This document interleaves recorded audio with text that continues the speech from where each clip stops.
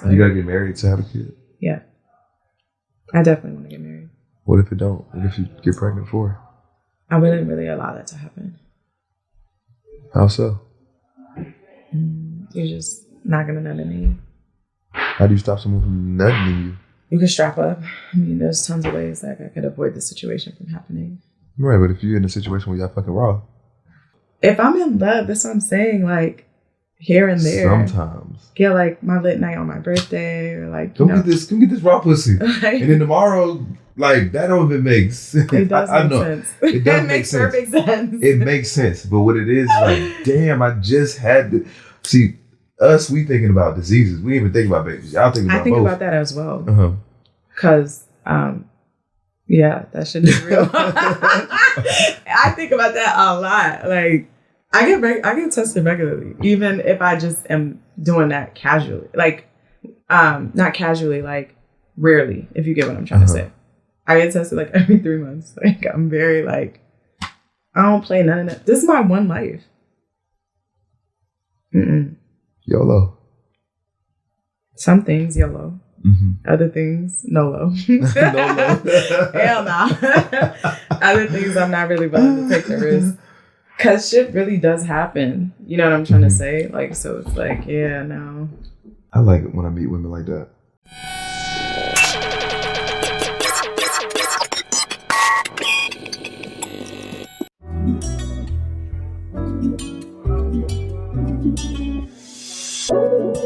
We both should know what's going on. Let's be transparent, girl, we grown. It's getting late, so call my phone, so we can do this one-on-one. Girl, we ain't Welcome to the Rich and Unemployed Podcast, Uncut. I'm your host, Jonathan Duke, aka Finesse. And before we get started, make sure you guys check out the Patreon for behind the scenes content. Make sure you guys check out the website for the merch, www.richunemployed.net. And I have a beautiful lady sitting here beside me. Yeah. I'm sorry for these naps because it's just the wine. We be in here whining. No, yes. 2 days ago, I walked in here. It was like 100 little gnats. Okay. And it's because we let the wine out, and it's been hard trying to get them out. So like, it's like the last. They went into the sweetness of it. Yeah. So anyway. It's all right. Introduce yourself. Hey, what's up? It's the Kayla B. Stop looking at that. Okay. Okay, so just look at you. Yes. Yeah. Okay. Well, hey, what's up? It's the Kayla B. The Kayla B. Yeah. Kayla B. Whatever you want to call me. What you do?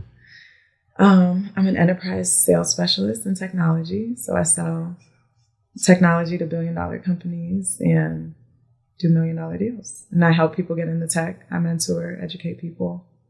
And then do YouTube, Instagram, all that, you know. So I would say I'm a content creator on top of my job and a coach and mentor. And you have a podcast? Yes, I do. I'm a podcast host too. Big Boss Energy. No vibes. So yeah. I do a lot of things. You say you help people get into tech. How hard is it to get into tech? Can I just go apply for a job and just be in tech? Well, I'm in tech sales. So I'm in sales. And I feel like, no, you don't need a degree to get into tech sales, actually. So that's why there's like this huge wave right now of mad people trying to break into tech sales, because you can make 6 figures, pretty much go through a boot camp. If you've really been in sales or have sales experience, it's just kind of like getting a different type of sales job and trying to prove your experience. I can't. I cannot. All right, you want me to finish saying what I was saying? Okay. But yeah, as long as you have some type of sales experience, or if you maybe have some type of tech experience, it's just like you have to be able to really sell technology. So what are you selling? Technology, software. It's like, give me an example.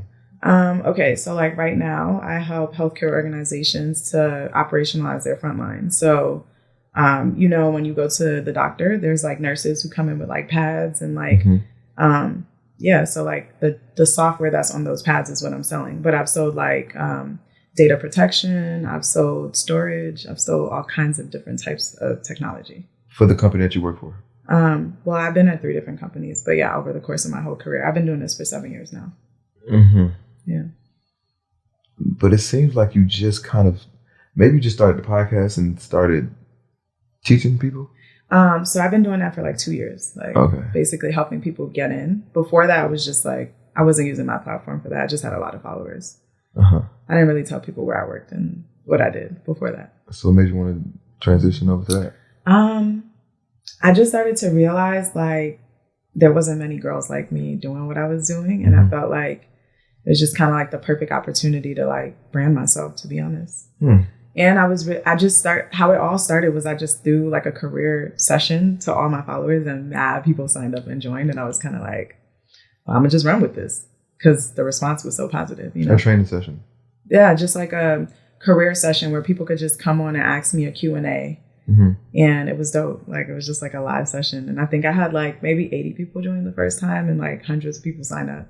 So it was a really good turnout because at that point I felt like I only had maybe 20-something thousand followers. So I was like, okay, this is a wave. A training session for tech.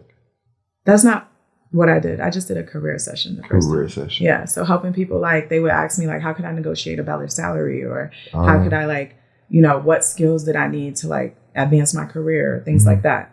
And then it turned into, okay, well, what's my niche? What am I really good at? But I'm really good at my job. Like I've been a top performer no matter where I'm at, like #1 in sales on my teams. So I started to realize, okay, like you're really good at this. You're not just like average. Like you killed it. You had a sales background before this? No.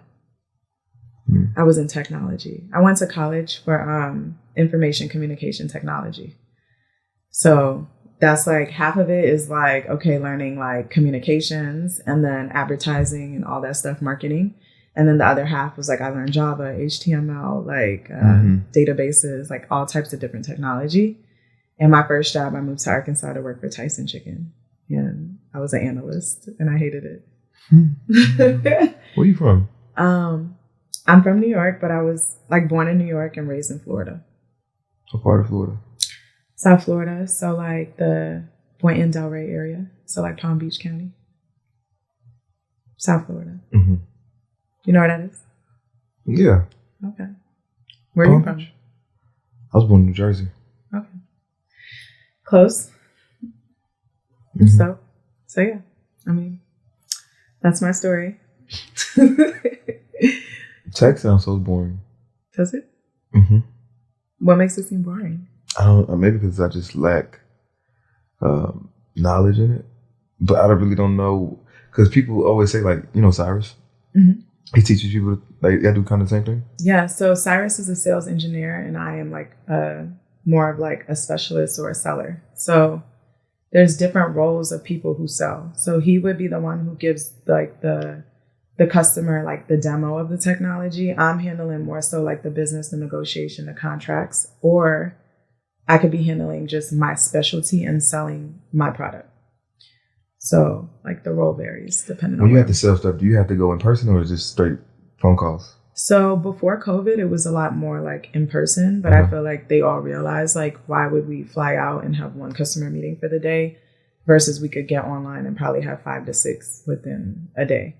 Also, it just depends on the level of money being involved and the strategic like initiatives within a business. So let's say like somebody's about to spend $10 million, like you're going to go on site, you're going to do, you know, extensive like experiences with this customer. But if they're just upselling something or, you know, on their contract or something, you're probably just going to talk to them on the phone because it's a lot of conversations. It's like months to sell it. It's not like a short cycle. Typically. Months? Yeah. So I sell to like billion-dollar companies, you know? So like think about how much technology something like Bank of America or Delta needs, or like all the hospitals in Atlanta or something like, you know, Emory. Like it's like Emory has schools. They have like extensive networks. So there's thousands and thousands of users, ecosystem, security. Like it's not really easy. Well, I mean, do you got to build it out before you sell it? Or just no, it's built out. I don't do that. So that's what I'm saying. There's a lot of different parts. But the people who like implement it are the technical people who like actually go put it in the systems. And the people who are like analysts or, you know, like work in IT in the actual companies, they're the ones who are doing that stuff. I'm selling to like CEOs, CFOs, chief information officers, chief security officers, like people who have the strategic initiatives and decision making within these companies, if that makes sense. So yeah, it's complex. Yeah, very. Yeah. Did you like having these meetings in person or is on Zoom? I probably like online more because it just takes so much to like go in person. But it is really cool when I first started in sales. And I mean, you get to get flown out, you get to stay in hotels, they give you Oh no. you know what I'm saying? It's just like the whole experience of being like a corporate like seller at that level is really cool. I mean, and then you're meeting, you know, very important people at companies. So typically like a business meeting, like after you might go to dinner with the client or go drink with them, whatever. So it's fun. It's not like just like, oh, this one meeting. It's like you're building a relationship like with them more so. Well, I'm going to ask you like,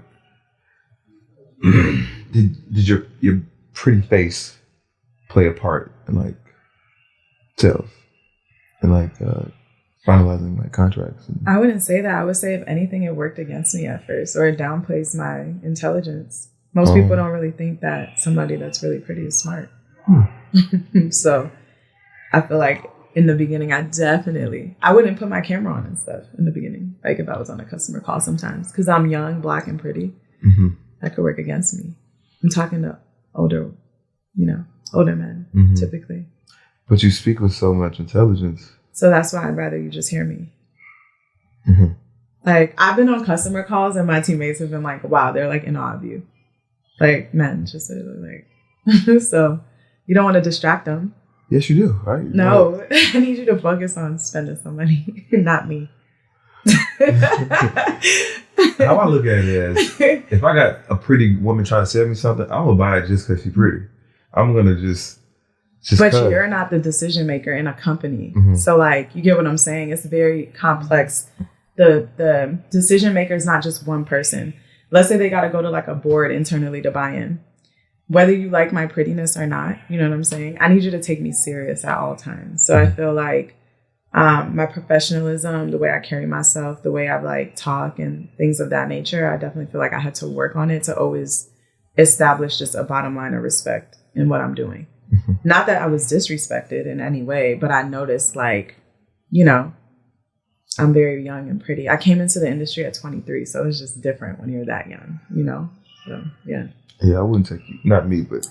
Yeah, I got to convince 40, 50-year-olds that, hey, I'm going to give you advice on, like, your company. And, like, imagine me being young and 23 and just, like, cute. It's like, is this girl? Can we take her serious, you know? Are you always in this professional state all day, every day? No.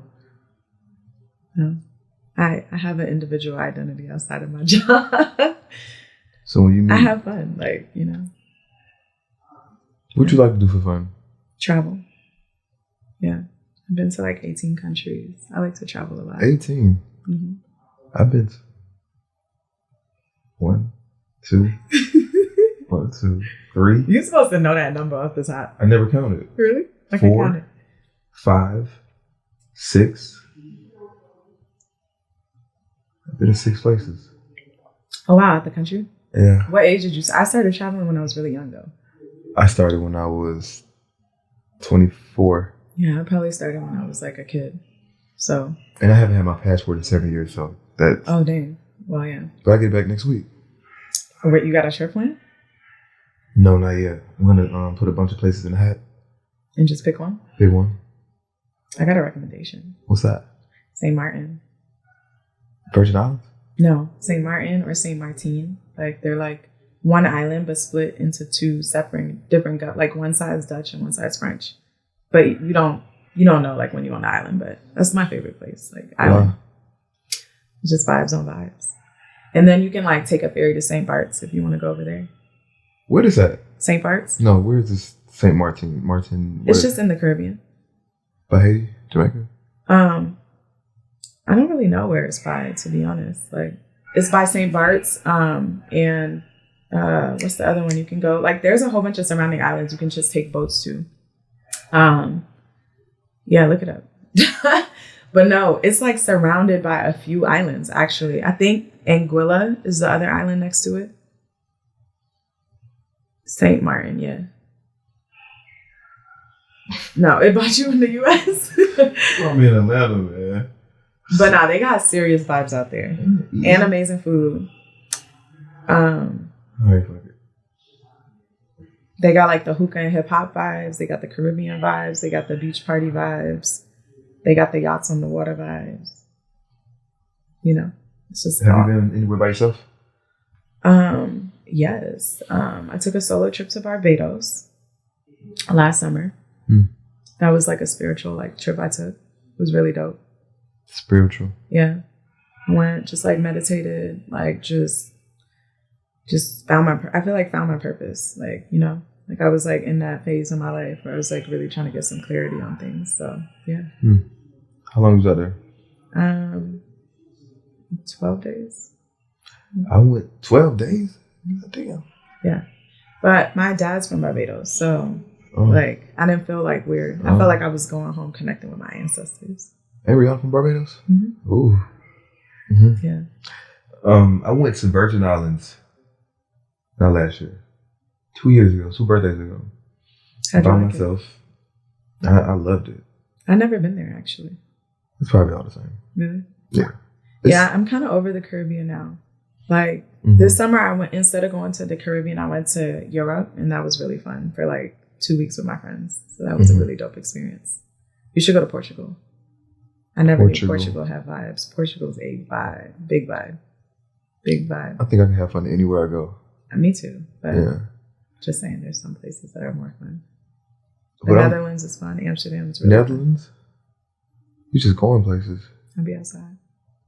It don't seem like it. What do I seem like? Before you got here, very uppity. Really? Yeah. Well, your vibe's really chill. I like to match energy.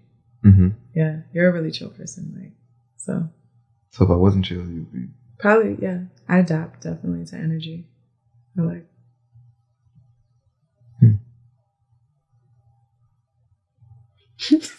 I can't take you serious. Like, your energy was more uppity too when I first met you outside. Uppity? Yeah. Or more just energetic a little bit. Yeah. How can I say? I just got like an on and off switch. What's your sign? Leo. I was gonna say, are you a Gemini? Geminis love me. Really? What are you? A Pisces. Pisces love me too. Really? I don't really know if I have any Leo friends. Like I would have to think of it. What birthday is that? July 30th. Yeah, I don't really have any friends that are Leos, I don't think. You never dealt with a Leo man? No. I don't know what you're missing. Oh, really? What exactly do you guys offer? I don't know what the guys offer, but I know what I offer. It's a lot of love, it's a lot of affection. Sexual energy is like top tier. You feel like all Leo men are like that? No, just speaking about myself. Oh, okay. I can't compare myself. Only like not the fundamentals, the foundation of Leo. Like, okay, we're loyal. We're into ourselves. We care about our looks. Like leaders demanding that shit, the basis. Are you like into zodiacs at all though? No, not really. Okay. You? Like you said, like sometimes, like I think I could see like characteristics that definitely match like the zodiacs, but I think I'm much different than a lot of Pisces I know, so I can't really say. Yeah. Maybe because you have like what else are you? Just black and how do you say that? Bayesian or Barbadian? Okay. Barbadian's like the correct, and then Bayesian is just like more slang. Yeah, like informal. But yeah, I'm Bayesian and Grenadian.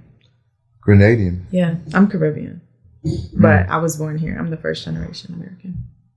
Me too. My people from Haiti. Oh really? Yeah. Oh wow. I think that I love Creole. What? Yeah, so spot all that. What? How you know about that? I mean, I grew up in South Florida around mad Haitians, the Zoes. So I just naturally learned. I've had mad Haitian friends. Like, I like Haitians a lot. They're cool people. And they got great food. Yeah. Haitians are cool. Haitians are great. Yeah. I've been to Dominican Republic, but I've never been to Haiti. You gotta go to Haiti. I went to DR first. You just went like from plane from like DR over to Haiti? No. I went to DR from America. And then 2 years down the line, I went back. to Haiti. Okay. Yeah. How'd you feel going to Haiti? Even my Haitian friends have mixed feelings about it, so I would love to know how you feel about it. It was life-changing for me. Yeah. Was it humbling? Mm-hmm. Yeah. It just made me reconnect back to my roots. Because growing up, we would have these certain traditions, and I never understood why. But going to Haiti made me understand like why we do certain things, why my mom the way she was, the food she cooked, why my dad did certain things. Like, what's something you feel like you understood better, like about your like cultural like upbringing? Baths. Like spiritual baths? No, regular bath. we used to have what kind of bath? we used to have a regular bath shower, and then my mom used to have us take a bath with a bucket, like after the shower. No, just the shower. And it never made sense to me. Like, okay, even though you had a shower. Yeah. She would still make you like stick to like the I think when I got to about like 10 or something, that's when she was just like, okay, whatever. Yeah, but we took baths with a bucket. And did you ever question it growing up, or you just was acclimated? I mean, I never really been to other people's houses and watched them shower, so I didn't really think of it as anything different. And then when I went to Haiti, I said, oh, this is why they do it, because they ain't got showers. Yeah. It's just a room. Some places, I was in Port-au-Prince and they had a shower. But in the country, they just have a shower block. It's like how would explain it would be like, well, you've never been in jail, but it's like a shower that I would see in jail with no fucking... They don't have showers in jail? Yeah, but it's like it's like something that you would see in LA Fitness or something. Yeah, like the standard, like the open type showers. Yes. But it's still a shower head. Not in Haiti. In jail. In jail, yes. Yeah. I'm like, wait. Okay. Dang. Okay. Well, I mean, I grew up in the Caribbean, so, it's very similar. I wouldn't say maybe to that extent, but there's definitely impoverished areas in the Caribbean. Like, I mean, for sure. Yeah, it changed my life. No, I think going back makes you appreciate like just everything you have here. Even the simple, like AC is the one thing I always appreciate when I go down there. AC and closed doors, because the way the bugs will tear you up, and the AC is just different. Fucking me up at night. Yeah, all day, every Mosquitoes will tear you up. But they weren't fucking them up. They weren't even fucking with them. They don't. They will tear me up, and I'll come back like looking crazy, mad bumps. So yeah, it's a humbling. It's positive. You need that every once in a while to like stay. I think it motivates me, honestly. So how often do you go? Well, I stay in the Caribbean like all the time. I be down there. I'd be down there. If I get a chance to stop working, I'm leaving. That's what I'm doing. Like, I don't really like doing nothing else. So I feel like because my day to day is so crazy, when I get a break, it's just like I'm trying to go like wild out in the Caribbean. Wild out. Yeah. Have fun. I need to take a trip with you. I need to see this wilding out. I mean, what is it? You think I'm boring, don't you? Mm-mm. I mean, I don't know. That's the vibe I get. Mm-mm. No. I don't think you're boring. I can see past the professionalism. I think that's, just... Yeah. Because I have a certain way how I am on camera, but... How are you off camera, you would say? More relaxed? Way more chill. I think, I don't know, it just depends on the person I'm around. So you feel like you have an alter ego on camera? Mm-hmm. Yeah, everybody who watches my podcast be like, this is crazy how professional you can be. Yeah, so I'm just like, wow. That's what y'all think of me? I was just like, it's just too fucking straight and narrow. It's just... When you watch my podcast, that's what you think? Mm-hmm. Yeah. But I know it's something that you just, this is who you are on camera. I could just tell. Yeah. Yeah. But if you were boring, I probably wouldn't ask you to come on here. Yeah. Yeah. Well, thanks for the invite. Mm-hmm. What did you think how do you think I was going to be? Like, how do you think this interview was going to be? Well, when you asked me, I was just like, I ain't finna come on there with the rah-rah, you know what I'm saying? So for me, I just feel like I'm different than most girls that come on your podcast. So I was just like, okay, I'm open to the experience. I'm open to whatever experiences. Like, I'm really chill and not judgmental type of person. But I definitely feel like I think very differently than most people who come on your podcast. So most girls, not people, girls. Mm-hmm. Yeah. What makes you different? I feel like I think like a nigga, honestly. Yeah, I move like a... You even say the N-word. Okay. Yeah, I move like a guy. Like, I'm about my business. Like, you know how guys like really get to a bag, really love getting money, like really like, that's me. Like, I'm definitely like that. You think you got masculine energy? When it's necessary, yeah. But I think I have a lot of feminine energy too. I don't feel like I come off as like a dominant masculine type of person. I just come off... on the internet you do. Really? Mm-hmm. I come off masculine on the internet? Ooh. Not. Ooh. Like, ooh. No. Like, it's not cute. I'm not saying it's cute. I'm saying, ooh, like, I ain't know that. You just give alpha energy, alpha boss, and maybe like a hint of like masculinity just because you're just so like, it's like,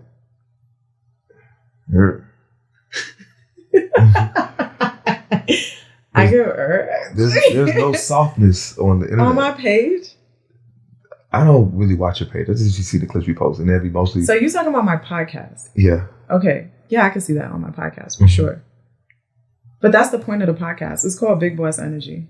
You definitely giving big boss. That's what we want to give. So I like that. But I don't feel like I give that on my, like I play all day on my page. I put funny stuff up, memes, like, I don't know. But I'm very submissive. Like, I'm very submissive in relationships, but I'm not soft-spoken. I think that's the best way to put it. Does that make sense? Like, yeah. Yeah. Like, I'm very much somebody who's always going to express myself in my mind, but I'm definitely like, if you want me to do something, or like, I'm just very, very feminine, like cook, love to be in the house cooking, like massaging, rubbing up, like doing whatever for my dude. Like, I like that. If that makes sense. Do you have a dude? Not right now, no. Why not? I don't know. I feel like right now I just went on a wave where I feel like I really needed to focus on myself. You know? That's what girls say. Yeah. When they're who broke up with who? I don't think it was like a breakup with who type of situation. I think it was just more of like I just had a conversation more so like I just feel like I need to work on these things that I got going on for myself. Like I really want just like certain things with my business, certain things with my life in a certain space. And I feel like being in a relationship is distracting. I think so too. Yeah. Like I feel like whenever I'm not dating somebody, I go crazy. And then when I'm with somebody, I'm just caught up in it so bad that it's like, because I really am like a lover girl, that I'm just kind of like obsessed with the person. I feel the same So way. I don't know how to explain it. So I wouldn't say it's like I don't have love for that person, or just like things are like, it was bad. It was just like, I just feel like I'm choosing myself right now. And guys do that all the time. That's why I'm gonna say, when I say it, it seems so bad. Like they make it seem like I'm the bad person. When you say you want to like really just lock in and focus on you. I'm choosing myself. I don't want to deal with like a relationship. Oh, you just want to be a hoe. And no, I really want to focus. Yeah. I feel like, I feel like I've learned this from men, to be completely transparent. Wow. Yeah. Like I've learned to really boss up just fucking with bosses. Does that make sense? Like there's no guy I've met that's like really about his business, really get into a bag that's going to be like, just slip up because he in love. Like he really always going to put that first. So for me, I've just learned like handle your business like at all times. Because relationships do come and go, you know. They gonna come and go. They do. I ain't getting this time back. I need That's what I'm saying. And then you'll wake up like, damn, like I really spent 6 months like wrapped up in this situation where I could have like made some more money, done some way more productive. I'm not saying love doesn't matter. I just feel like until I meet my husband or something like that, like it is a distraction, you know? So I'm just rocking with me right now. I'm building a whole tech program. So that's like really demanding. But I also have always dated guys who respect my hustle. So I do love that. I don't feel like I've ever dated anybody who's just like, don't do this, like come just be laid up under me, because they don't got time for that either. Like they really handling their business, you know? So, yeah. Oh. You feel like you demand that from a girl? No. I want her to do whatever she gonna do. Do you? Listen, stay occupied. Do not bother me. Yeah, I like those types of situations. Yeah. I want to miss you. Like we just really grinding. Like, okay, it's time to lock in on us now, type thing. Yeah, I like those situations more. But I don't really run across those situations. Well, what type of girls do you feel like you date? Right now, I date women that are easy to deal with. Okay. So if I sense that it's gonna take too much of my time, energy, I can't do it. So when you say easy to deal with, because I've noticed this about a lot of guys, they choose like the girl that's just easy to deal with. Not necessarily easy to sleep with, just easy to deal with. But do you feel like just because somebody is easy to deal with, they're good for you? At the moment, yeah. Why? You don't feel like somebody who's good for you can still bring you peace? Yeah, but just like you said, when you're in a relationship, it's just, you get caught up in it. I got to really focus and worry about this person for real and making sure I spend time with them. Like, if I'm just talking to a person and they're easy to deal with, like, I might not even hear from this person for 3 or 4 days. And they just got to understand. Versus if I'm in a relationship. It's the constant output of energy that you have to, like, Yes. Dates. I could stop talking to this one person and move on to the next and then rebuild. So is that, like, burdensome to guys? What? Like, going on dates and, like, if you like the girl, you don't want to do that. It's not a burden. It's not a burden. When you're committed to someone, I think it's a burden because they expect you to do that. Like, it's like. But why don't you like doing that with that person? Not saying that I don't like doing it, but like, okay. Like, you're not excited for date night on the weekend? Like, oh, I ain't seen my girl all week. Like, how girls be excited for that. Like, date night. Nah, that shit be coming by so quick. Like, damn, it's Thursday again. All right, where we going? Versus, I don't know, we'd be excited about, I can't speak for every guy, but I'd be excited about new situations, I guess. I'd be excited about new dates with new people. So you like the art of like getting, like, dating more so than commitment, you would say? Yeah, I love dating. Mm-hmm. What do you love about dating? Meeting new people, understanding women on all levels, working on my communication skills, working on my game. I don't know, it's like a muscle for me. Like, the more that I date, the more women that I talk to, the more women that I flirt with, I just get stronger and stronger. And it's only because I need it for the show. Oh, really? Yeah. Would you say prior to doing this, you were not the best communicator? I'm probably still not the best communicator. But before this, I wasn't as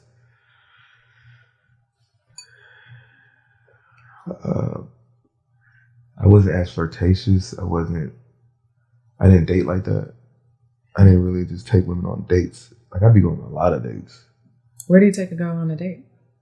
I got like 3 or 4 different spots I go to. What's a fire restaurant you would say in Atlanta you would take a girl on a date to? Let me see her. You're courting. Courting. I enjoy MCK. Okay, I love MCK. I like Knife. I didn't like the food at Knife that much. How many times have you been there? Twice. I don't know. People say that. It's good for hookah though. You like hookah? No. Oh, okay. I'm vegetarian, so I don't eat the side. So. Okay. But I have had the shrimp, the salmon, the lamb before, and no, I think it's good. But that's like my last pick. I just go for the ambiance. Okay. Pasha is definitely one of them. If I want to be on like some low key shit, Devon's. Did that shit quick. Devon's would be something like on some low key shit. I can just go upstairs and be in like a dark room and sit next to this woman and rub on her thigh. That's like my go-to. Okay. So it's Divine and Pasha. Those just quick dates. I have a list on my phone with a bunch of restaurants. Okay. That's interesting. Have you ever been to Arnett's? Mm-mm. Have you ever been to Little Alley? Mm-mm. Little Alley Steak? Mm-hmm. Mm-mm. Mm. Those are the top tier restaurants? What? So those are restaurants the bosses take you to? You funny. Typically, if I'm dealing with a guy, they let me choose where I want to go eat. You like choosing? Yeah. For sure. They own your ass. Must be sweet. You don't like guys to plan it and say where we're going? I like that too, but I like just also like choosing my favorite spots to go to, and then once they get to know me, they're gonna know my favorite spots. So it's like, yeah. I like both. Like, I'm really not one of those people like, there's that trend online right now where girls is like, no, you need to plan it. I'm like, yeah, plan the date.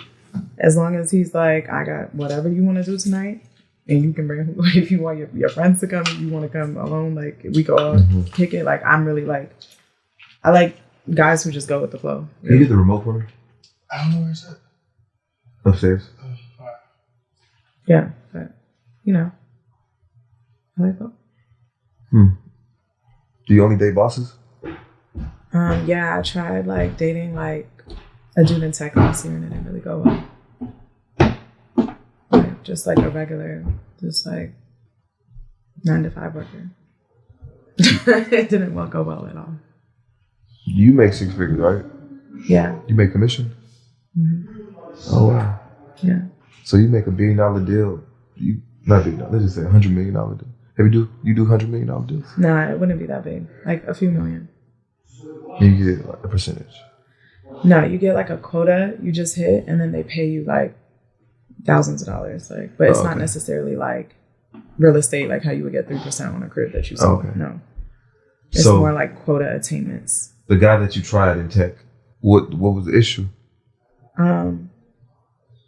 Well, I mean, he told me I was expensive at the end. When like shit started coming out, he was like, "You're expensive." One, I felt more obligated to like just do things that I really don't do or I'm not used to doing, because I'm just used to like moving with people a certain way. You know what I'm trying to say? Or, like, obligated like what? Like I might be like, okay, like I might get dinner this time, like, because I know you don't make like millions of dollars or like make tons of money. Yeah. I'm pretty sure he's making like $100,000 a month. I mean, a year. I feel like he was making like 150 plus. Yeah. That's good money. You think that? For the average person, niggas is working at fucking warehouses. I make way more than that though, so I feel like for me, I'm like, that's not that much for you to like. If somebody makes, how much do you think somebody brings home after taxes if they make 150K a year? Like 80, 85. No, like per month. Like I'm saying, how much do you think like cash like this person will have per month? Let's break that down. So 150. That would be about 13,000 a month. Not after taxes. No, before taxes. Yeah. After taxes, 8,000. I would say between 8 to 9,000. Just mute it. I can't do it either. The A-Town. It's another one. It's on a cord? Huh? We use the same cord for the A-Towns. It's another cord. Where? Look in the pouch. In the pouch? Oh. That's gonna be okay. Yeah, so let's say they bring home 8,500, 8,000 a month. 85. Damn, that ain't no money. That's not a lot of money. Damn, I gotta pay my bills. That's what I'm saying. Like, it's not that much. That ain't no money. God, it's really not that much money. So that's what I'm saying. Like, I'm just very realistic. Like, it's like, that's not, I would never say a black man in America making 150K is doing bad. I would never say that. Mm-hmm. Like how girls say all the time, like, oh, that's crazy. I just want a millionaire. Like, da-da-da. Like, be for real. Like, like, that's really great. Like, most people end up dead in jail. Like there's a lot of, it's not that easy. Like, I feel like to just put yourself in a predicament where you're making 150, 175K, like even 200K in tech. You know what I'm trying to say? This is regular. So I just think though, like, yeah, like, like somebody making that, they not gonna take me to, like, they're not going to be able to, like, get us both first class flights, take me to the best hotel in a vacation. Like, you can't afford that type of stuff. That's what you need? I can provide that for myself. So I feel like I want at least to be in that same vibe with my person. You know what I'm trying to say? Like, yeah. So what if you had a really, really nice guy? That made less than me? Yeah, he loved you and did everything correct. He just didn't have enough money. Like, what is enough money? He's making 150. I gave it a try though. So I That feel was like one person. yeah, but I feel like I'm the type of person that really will try to just catch a vibe with somebody. I feel like that taught me certain things though. You know what I'm saying? About just what makes you comfortable as a woman or uncomfortable naturally. You know what I'm trying to say? It wouldn't matter how much somebody loved me. Like if you're making, you know, a lot more money than that person as a woman, that puts you in a non-submissive position. And I don't like feeling like that. So I wouldn't knock somebody or say I wouldn't give it a try, but I just feel like that experience taught me I like to feel submissive. I like to feel like, you know what I'm saying? Like I don't have to be the boss that I am every day at work. Like I want to come home and let my hair down and know like my man has my back. You know what I'm trying to say? So I feel like he can have your back, you just ain't got. But how can you have my back if you can't handle certain things? Okay, maybe I can't handle first class. You could, I would fly regular. I would never be like, okay, like you have to put me in first class. I'm not saying that at all.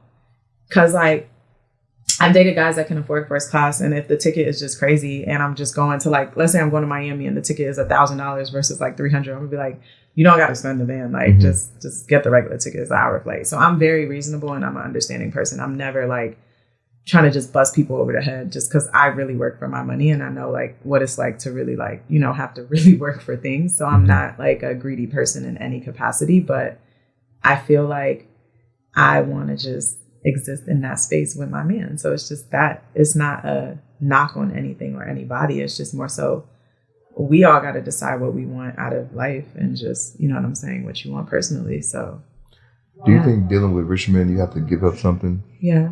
Like what? You said yeah. Yeah. You definitely have to compromise dealing with rich men. No.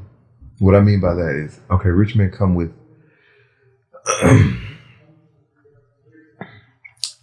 how can I say? Okay, well, what do you consider rich? Let's start there, because I feel like rich is different to everybody. I guess millionaire status. Like somebody who makes like 1 million or more a year, you would consider them rich. Yep. Yeah. Yeah. I think so. Like if you can make over $100,000 a month, I feel like you're pretty set. Like you're well off. Yeah. But there's some people who would tell you that's not rich. So that's why I'm asking. You know what I mean? They ain't wealthy. But Yeah. that's rich. Yeah, That's I agree. rich. I agree. Yeah. Okay, so dealing with these type of men, most of these men feel like they can do whatever they want. They can have as many women as they want. Have you ever came across that? Some, but I feel like it depends on the profession and how they get their money. Oh. Yeah.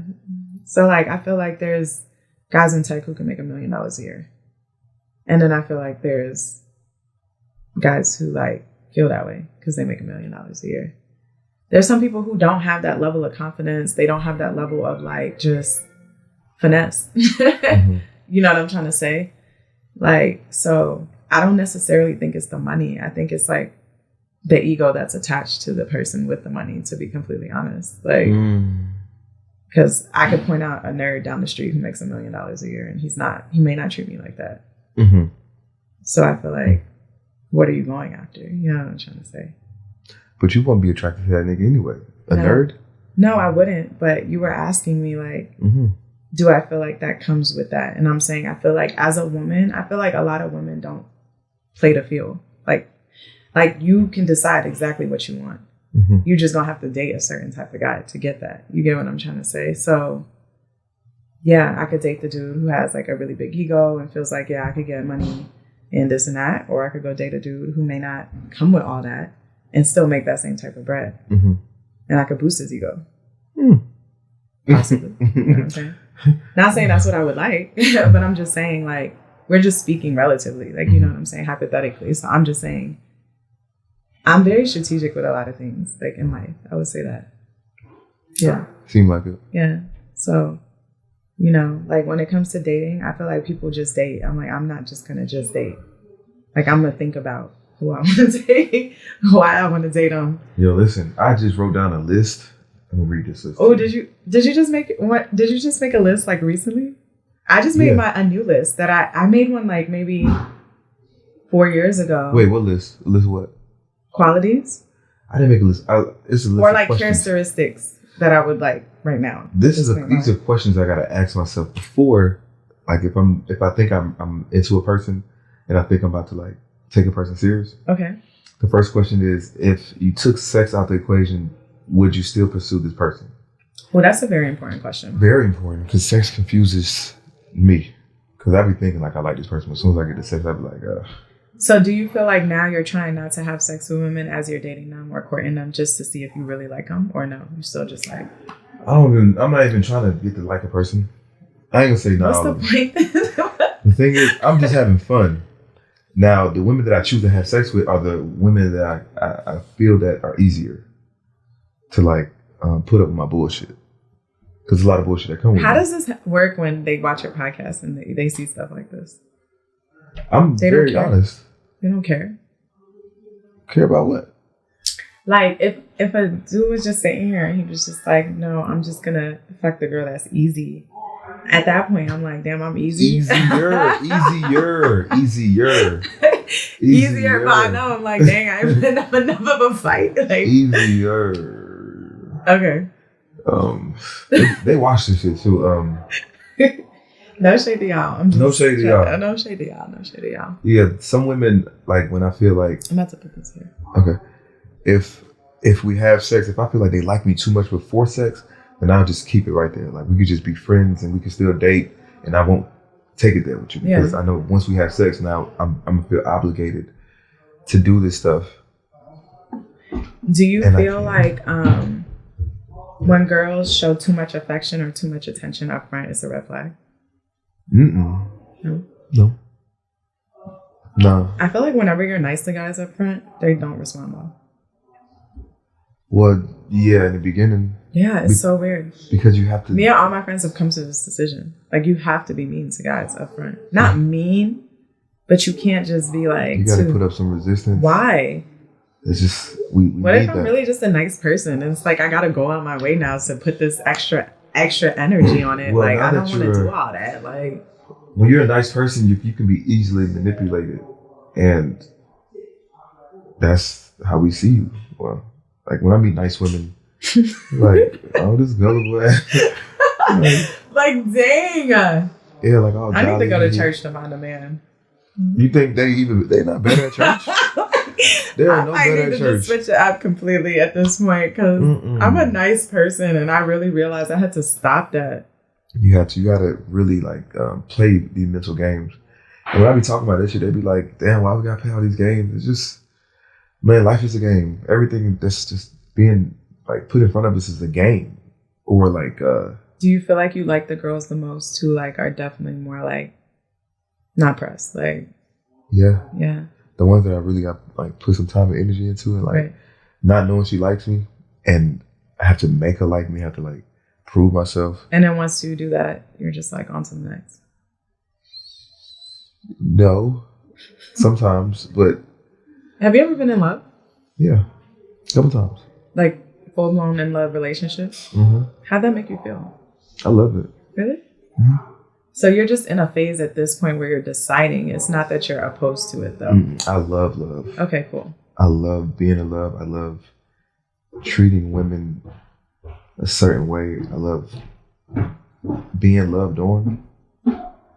And like being in this moment in my life, like I gotta try to find love in different ways.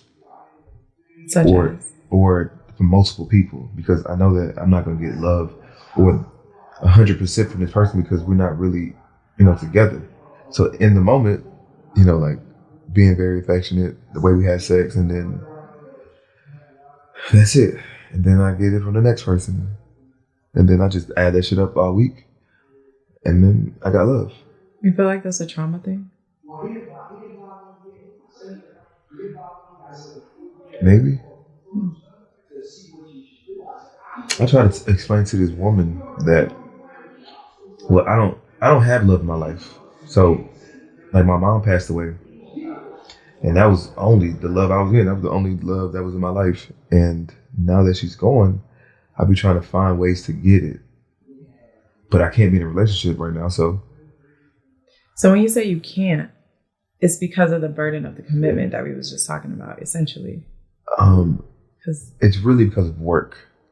Okay. Work, and I need to stay focused. And do you have like a work goal that you're like, okay, at this point, then I can like go open myself back up to that, or what? I think I got like a time frame for it. I'm gonna give myself like 3 years of just nonstop, just grinding. Okay. And I'll be done.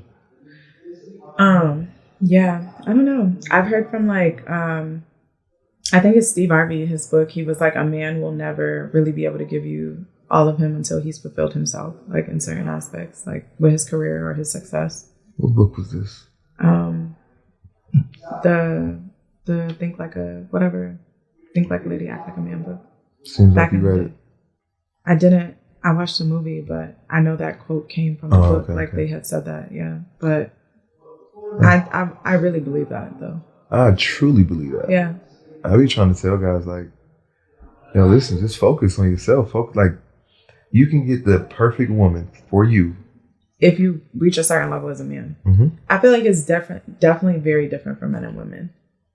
How so? I feel like as a man, like you said, you get a way better pick if you're on top. Like if you work to like put yourself in a certain spot. And a reoccurring thing I see with most of those men is they have a time where they just don't deal with women, like to get there. Whereas women are willing to compromise and sacrifice like those moments, like we were talking about earlier, to be with a man. But I feel like naturally our feminine energy just makes us do that. It's not something we can really control because we want to nurture and love and like be in that space with people. But I feel like it could also hinder women. Like a lot of women get stuck with a baby and they gotta like grind harder, or now they're maybe a single mom, or just because you love the man and they put you in a situation, now they're free to do what they want to do and still keep moving. But now you have like a different type of obligation on a day to day, or, you know what I'm saying? Like love is just different. It affects women very differently, I feel like. I think it's harder for women that are bosses to date. Really? Yeah. Why? I think because you guys have a different standard than women that's not as successful, and then it plays a big part in like how you date people now. So like now you have a standard. I can't deal with the guy that makes lower than me, and then now it's like I got to deal with a boss type of guy. But I feel like so many girls who are not bosses have those same standards right now in today's society. Well, yeah. Like they are like, I don't want to deal with a dude who doesn't make no money. I need this. I need to get blown out. I need bags. I need like. Yeah. So, see, the thing is, they I say don't that. Get it. Like they can say this all day, but you ain't really living like that for real. And the chances of you really getting these type of guys are not really in your favor for real. You're not just walking outside and getting a boss like it's just nothing. No, it's not happening for you. I think that those women they say that all day, like, oh no, I'm not dealing. But let a broke nigga fuck. You will let a broke nigga hit, and you'll say like, oh, I ain't good. No, you still gonna let a broke nigga fuck, and then hopefully you get this guy, and then now you can change your life. But in the midst of you trying to find this man, you definitely fucking on regular Joe Blow. I feel that. Yeah. Whereas like somebody who you feel like is more established is not really gonna fuck with Joe Blow in between.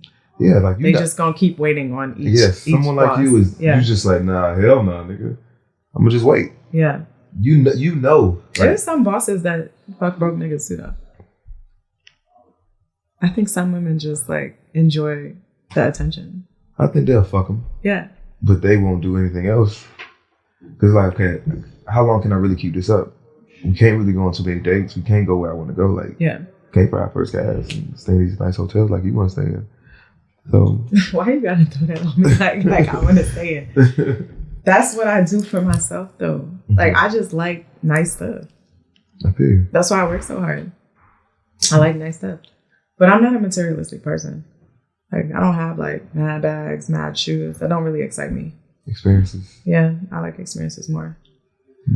Like I'd rather you take me like somewhere crazy in the world for like the same price as like a shopping spree. Like that don't really like, you know, everybody has their like fetishes. So I would say for me, it's definitely more like experiences that are very very nice or high end or whatever you want to call it. But I prefer that over materialistic stuff any day. Me too. Yeah. Like, I'd rather remember we was lit somewhere like halfway across the world than like, you know, just wear this Chanel bag every day. But to each his own. I don't judge nothing, like I said. But yeah, I don't know. I wouldn't say I have a problem dating. So that's the thing. I wouldn't say that it's like hard for me to date. I think mentally for me to connect with people because of the type of girl I am is very hard. Meeting guys though, like a lot of dudes with money want to talk to me all the time. Meeting dudes who like actually can feed me, like and pour into me, that's difficult. Yeah. Do they have to have money to feed you? Pour into you? Oh. Nah, like you could be like a super woke, spiritual type of different type of person. I'm woke. Really? And spiritual. What do you consider woke? I'm in tuned. I understand this world. I get it. It's like I used to be in the Matrix. Oh my God, I've been saying that lately. What? Those exact words. Really? I think they were meant to be. Really? I don't know yet. But I don't know. No, I've been saying that those exact words lately. Mm-hmm. I used to be in the Matrix. Me too. And I'm still kind of in it because I still kind of like flow, but I'm very conscious of what's going on. The food, TV, just like I could feel like the simulation. I could feel like just people they're just in this fucking, I don't know what the fucking call it. I don't know. Did you just see that movie, Jermaine? What's it called on Netflix? Mm-hmm. Yeah, that's what I really feel like life is. When I seen that movie, man, I was like, yo, this shit makes perfect sense. Yeah. And then it tripped me out that it was the chicken making people act like that because I'm like... It wasn't just the chicken. It was the products. It was the water. It was everything. No, it was. But just thinking the food you consume also like has that type of effect on you for sure. Or whatever you're consuming into your body for sure. But yeah, I've been saying that lately. I feel like I've stepped out the Matrix now. So that's making dating really hard. When I was in the Matrix, it was like, okay, like we just having a good time. Now I'm like, oh, I really see what's going on a very deeper level in life. So connecting with people there is the new disconnect for me. Not the money, none of that. It's the mental. Because I just understand things. Yeah. I just feel like, I'm super tapped into God, like higher understandings of things now, like that I just naturally wasn't. But I don't like to judge people in the Matrix because, like you said, I was in it. So I can't be like harsh on people like, oh, like you're in the Matrix and I just feel so bad for you. Like, but it's also just like I can't naturally connect with you the same, if that makes sense. So that's why I need to get out the country. I need to. You want to like move out the country? Not move. I just need to spend some time out there, like maybe 2 weeks. I need to just like. You should go to Mexico. Mexico? For a solo trip. What part?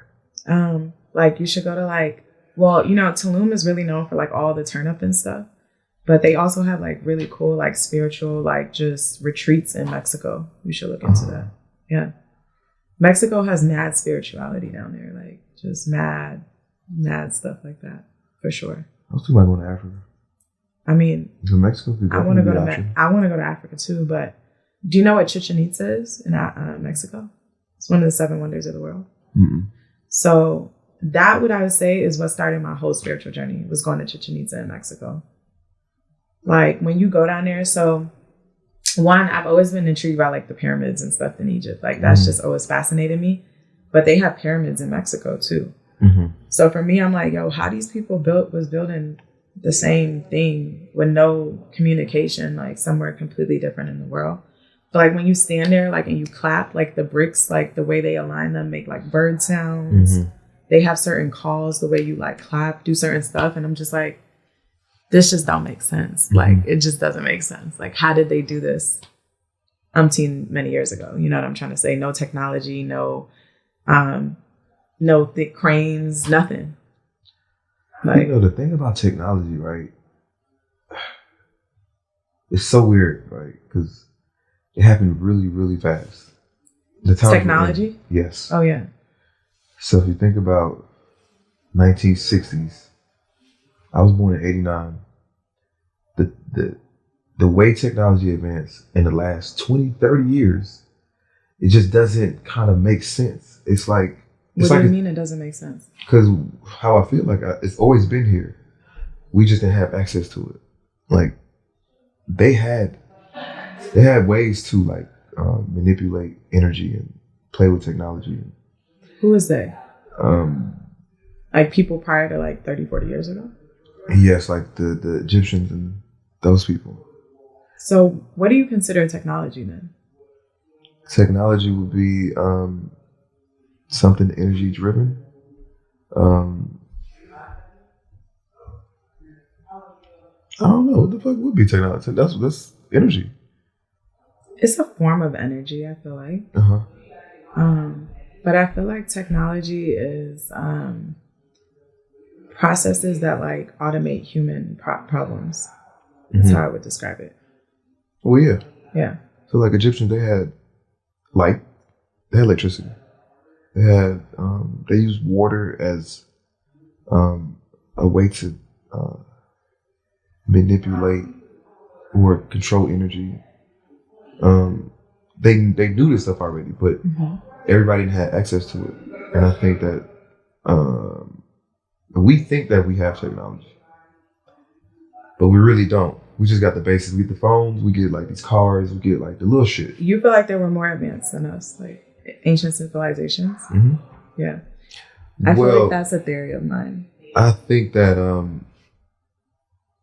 no, they weren't more advanced. I think that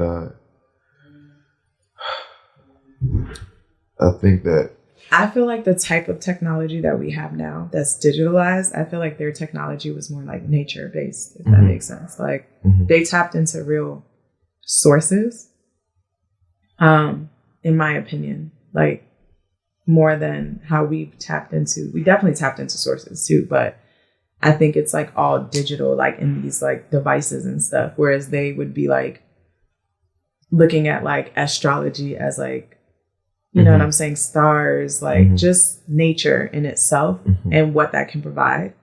And I feel like these devices have taken us away from the reality of what nature can truly provide, pretty much. And I also believe we also have our own powers that we can't really tap into because of the distractions of technology. Yes. I believe that. Yeah. So like, I think that we could fly or levitate. Like control. I think that we can control like air, water, some way, shape. Like I don't really know. I don't know about all that now. But. No, I'm serious. Like we could. I know we can. But we lost that because one, we don't be grounded. Like we don't be connecting with the earth. We eat horribly. Distractions. So all of this, whoever's controlling this world knows this. So like let's feed them this shit. Let's put this in front of them so they don't understand who they are and like their true power. Yeah. You think it was like put in front of us, or do you feel like the person like who, for example, created Instagram didn't really know it would turn into this? You think they knew like 15 years from now this is the type of control this app would have? Or you feel like they're just like, hey, I just really want to create this cool thing. And naturally, like the same way they're like, we have no idea what 15 years from now, like these AI robots will be able to do. I feel like, I don't know. Like, I don't think that's necessarily everybody's intention when they do create technology is where it ends up, if that makes sense. Right. I think it was just something cool. Yeah. And then it turned into this, like, yeah, life-changing, like just addiction. That shit is addicting. I be having to delete the app off my phone like hours at a time. I just delete it. I think one thing I will say, oh my God, the gnats. One thing I'll say is I feel like since I've exited the Matrix, I see things so differently on social media now.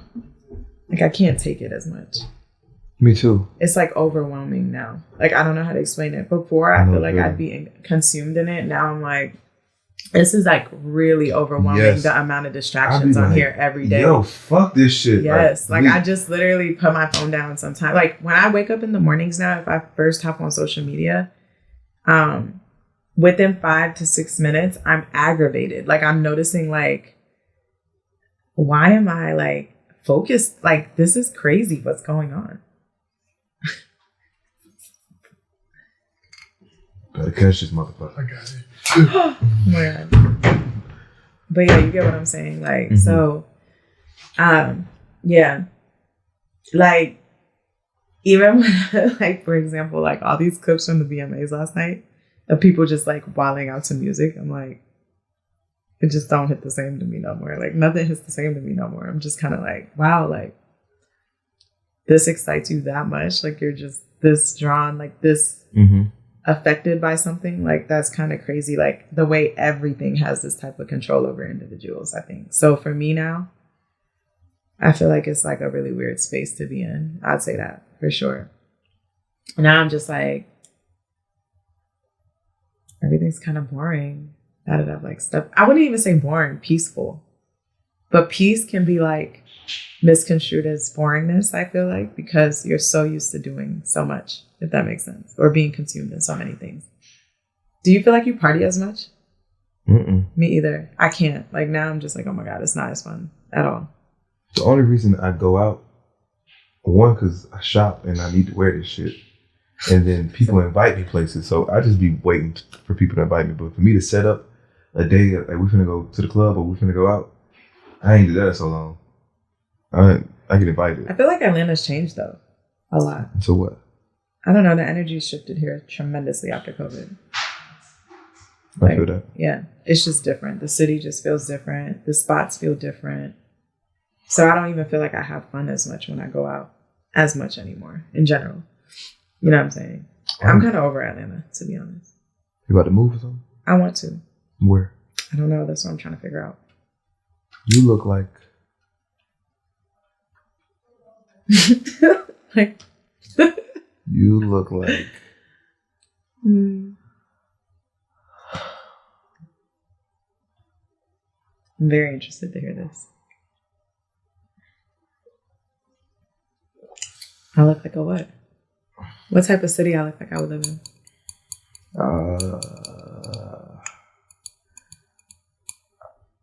Like Tennessee. Hell no. Richmond, Virginia. Hell no. I mean, the first thought was Miami, but y'all know my personality. My first thought was Miami. I was like, well, Miami's very, very fast. It's party city. I mean, I said it because, like, you typically have your fun out the country. So I would say, because I grew up in South Florida, that's my hometown, not Miami. But that's the thing. People only know Miami, but South Florida has a lot more to offer outside Miami.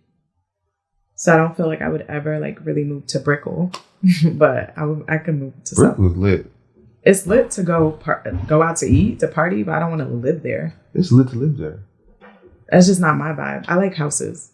One, I don't like apartments and stuff like that. Live in a house right now? Yeah. Where? Smyrna. That's like Tennessee. Hell no. Yeah, boring as fuck out there. I like it being close enough to go do what I want to do, but I don't want to live in that chaos. When I lived in the city, I used to live at Amley Art Center. That was my first spot. And then I lived in West Midtown before I bought my crib. I don't like noise. Like, I don't like sirens and like all that city noise. I just don't enjoy that, if you get what I'm saying. So, like, for me, being able to come in 15, 20 minutes from here is cool. But living in it, I got my high-rise experience and I got the hell out. Like, I was like, the view was very motivating. That was cool. I got to do it. I really, really wanted to do that when I first moved here. Like, I want to live in an apartment building. I want to live in the middle of the city. Blah, blah. I grew up in Florida, like, you know, like in like a suburban area. So I started to just quickly realize, like, you're used to suburban, like, that type of life, not like that constant noise, movement. That didn't excite me very much. I need both, honestly. Really? I don't enjoy the sounds. I just need the views. The views and just like seeing life just moving. I'd rather have like an ocean view. I need that too. Yeah, than a high view. Because you can have an ocean high view, you know what I'm saying? But I'd rather have, like, if I was just super filthy rich, like, my dream house would be like on the ocean. Like, I could like go downstairs to the beach. It's like in my backyard type thing. Like a Malibu type vibe. That would 100%. be my dream home. I have a mansion. Yeah. Or a big ass crib on the fucking water. Yeah, for sure. And then I would need a condo. A condo. a very big one, just looking over the city. Yeah. So like the beach house and stuff, that'd be for the family. My condo would be like just man cave. So you want kids? Yeah. How many kids? A lot. Really? Yeah. I want kids, but I feel like when I was younger, I used to be like, I want 3-4 kids. Now I feel like after the first one, I'll decide how many I want once I actually experience it. Because I feel like I'm just talking on my ass at this point, if that makes sense. Like, you gotta get married to have a kid. Yeah. I definitely want to get married. What if it don't? What if you get pregnant for? I wouldn't really allow that to happen. How so? You're just not going to nut in me.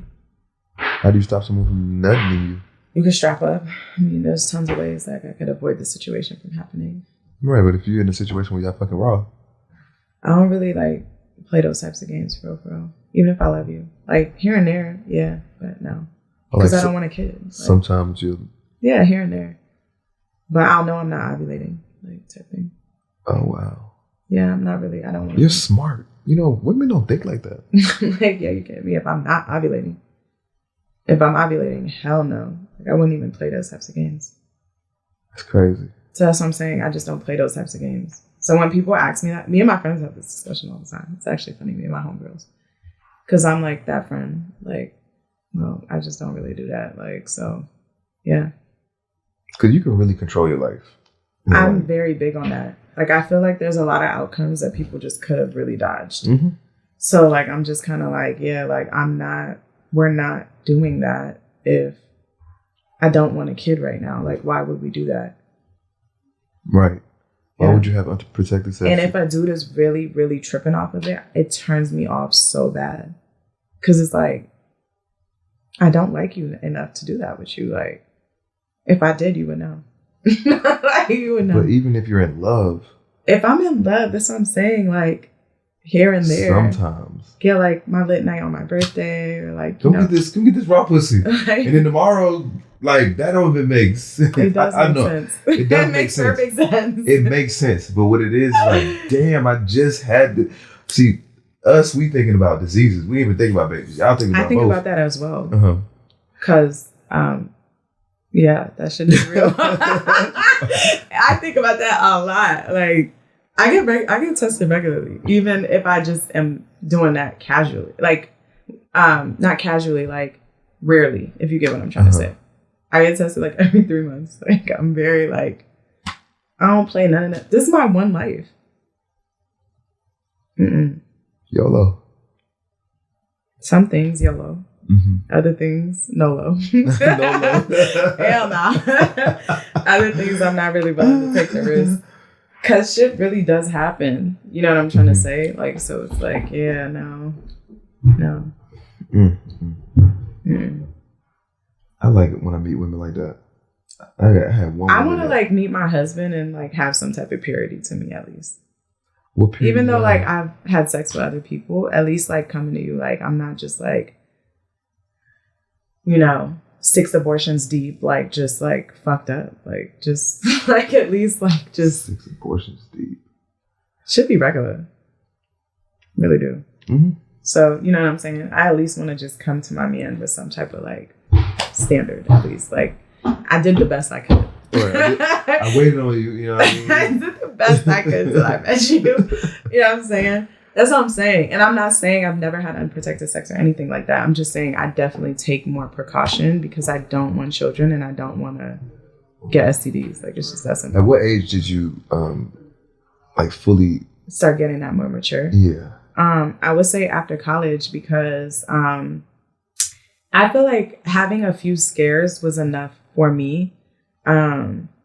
And just encountering certain situations in life, I would say like that was just, I'm somebody who learns. Like I don't need to go through the same lesson 10 times. Like I went through it one time, like I learned, if that makes sense. So I went to FSU. I don't know if you know what that is, Florida State, but they call it like Tallahassee. So like Tallahassee is disgusting. Like, and yeah, like you go to the clinic on campus, it'll be like 1 in every 3 students is infected. Like you just see a mad stats everywhere. And I'd be like, whatever, chlamydia, this, like they'll just have mad stats. So like for me, I would always just be terrified. when I was there, I know for a fact 80% of the niggas on the football team had herpes, and I know mad girls who caught that shit. Mad girls to this day who still have it. It's a lifetime thing. So when you just really in these situations seeing certain things, like it was just enough for me to have a certain type of fear and just a certain type of like, yeah, they talk about it. You go to school, they teach you about these things. Like, yeah, you in high school, but now we're grown and like there are just real consequences that come with certain things. And I just don't want that. I just don't want it. Like, you know. But now I really met girls who really got learned for real, or like just that was enough for me to just be like, I learned my lesson afar. I remember we used to watch them sex videos in school. Yeah. And man, I used to think that shit was sex like, ed was real. It was. I think they over exaggerated this shit though, because I never seen the shit they used to show us. Like, what the fuck is that? And if I'm about to catch that, hell no, I don't want to have sex. I don't. Do you feel like if you had kids, you would teach them about this type of stuff? Yeah. Me too. I feel like I'd be really open about it. It's gonna be less school and more homeschool. I'm gonna teach them like. Oh, you want to do homeschooling? Mm-hmm. Why? You feel like the world's fucked up? Yeah. Yeah, I feel that. They're not teaching these kids anything. Not what they really need to learn. So I feel that. I feel like they first few years, like at least to like 7, 8, I need to be the one like teaching them. I need to be the one that's like giving them the information that they need. And then not just like giving them no iPads and just sending them on like in front of a TV, no shit like that. Yeah. Like teaching them languages, teaching them math. It's really gonna be math, languages, and just life. I feel like I'm gonna teach my kids sales. Sales too. Very young. Like damn. Yeah. I feel like sales helps you communicate. It helps you do so many other like life skills that you need. I don't know how to explain it. Negotiate, communicate, think strategically. There's a lot of psychology behind it, though. Yeah. So I feel like I want to teach them like from the jump, like, look, everything in life is a negotiation, period. Somebody wants something from you and you want something from somebody. Ain't nothing really just for sure. And that's how you look at life, period. I mean, do you have any examples where it's not like that? No. So yeah, like I mean, that's just a genuine thing between just you can people. Be genuine, but there's always an intention with anything anybody has going on. And that may not necessarily be the other person's intention. You can grow into intention, but and something, just because you're negotiating doesn't mean it's not genuine. It doesn't seem, I mean, saying it doesn't seem like it. But that's just the reality of it. True. Yeah. I think two things can be. So like you can negotiate and still be genuine. I can negotiate with you and still get my worth, but not get extreme amounts from somebody else or vice versa. Are you negotiating with men? Men? Yeah. I mean, yeah. You want me to have a baby? I'm negotiating, risking my life for that and pushing the kid out. So what do you want in return? Hey, listen, I'm gonna give you the baby, so now I'm like, I'm just saying that it's a risk. Mm-hmm. So I ring. Marriage. A ring. You want me to risk my life and put it all on the line. Mm-hmm. You know how much of a risk it is to have a child? I never knew that till like recently. It is literally taking a life risk. So you think I'm finna just play about that? Like, no. It's because I never met anyone or heard of a lot of people that died from birth. You don't, but it's still a risk. Uh-huh. Just like, you know, you go have some surgery, it's a risk. Most people don't die, but shit, we do hear about people who do die. So it's like, I'm still taking this risk. You know what I'm saying? Mm-hmm. So everything's about like in life, just, you know, you just need to make sure whatever you doing or you risking or you, whatever I would teach my kids is worth it to you in all circumstances. That don't mean you have to treat people bad or try to like get over on them. I'm not saying that in any capacity. I'm just saying like, know your worth, know what you want and stand on that shit. Facts. Stand on it for sure. What's something toxic that you do? Yeah. I'll probably just stop talking to niggas out the blue. If I'm not feeling it, I'm not really giving no explanations. Just ghosting people. That might be toxic. Yeah, for sure. I don't care. I don't care. I do the same shit. Yeah, like I just don't care. Like if the vibes isn't there, it's just not there for me. And I don't really feel like there's an explanation. I feel like some people really just can't take a hint. Like, it's just that simple. Like, if somebody is not responding to you, like, stop convincing yourself it's anything else. They don't like you. I used to feel bad about ghosting people. Why? I feel bad that people can't come to, like, a realization about whatever. If I'm, like, talking to if I meet a guy, right? Mm-hmm. And we start casually texting and he's not, like, vibing with me in a certain capacity, like, I'm not going to convince myself it's anything else. Right. Yeah, like, I'm just like, okay, this is just not a vibe for either of us. Clearly, like, he's not into me, or, you remember that movie, He's Just Not That Into You, or whatever it was? Like, yeah, I didn't watch it, though. Maybe he's just not that into me. I could be humble enough to understand that. Even though I'm cute and, I got my shit together, he might just not be into me. Like, that's okay. I might not be into somebody else. Like, life you gonna meet way more people that you're not into than into. Those are the odds. So it's like, I could think somebody's attractive and they might do the smallest thing to turn me off. Your fingernail might be dirty and it's a wrap. Yo, man. I ain't gonna hold you. So it's I be trying to find reasons. I don't know what it is. I be just examining people. If you find the reasons, you just not that into them. You know what I'm trying to say? So it's just like, the moment I'm starting to just feel that itch, like, this ain't that. Mm-hmm. It's not that. And I'm cool with that. Like, but I don't feel like I'm super pressed either. I feel like people really, really depend on that type of attention. I like myself a lot. I love myself. I like myself a lot. I'm like, I'm dope. I'm cool. Like, I really don't need somebody else to, like, validate that for me. So if it just ain't a match, it ain't a match. Because I've noticed when you try to force the vibes, ooh, that shit get weird. Be some awkward situations, Force the vibes. Yeah. You don't text me back a few times. Cool. I'm not crazy. That's one thing I'm not. Definitely not blowing a nigga phone up. Definitely not sending paragraphs. Definitely not doing none of that. You used to? When I was really young, like high school. Mm-hmm. No, I'm not doing that. I'd be feeling crazy. Mm-hmm. I'm not even reading long paragraphs. But that's, what it was? Okay, I'm gonna tell you. My whole mindset, I think, changed. You want to know why I think it changed? My best friends in college were, like, mostly guys, and they played football, and the shit I seen them do just changed my whole perspective. Mm-hmm. Like, my best friend would call me over, like, yo, I just hit this girl. Can you come over so we can get her out the crib? Like, shit that was just so blatantly disrespectful, so wild. They would sit down and just put me on game. They'd be like, that nigga doesn't like you.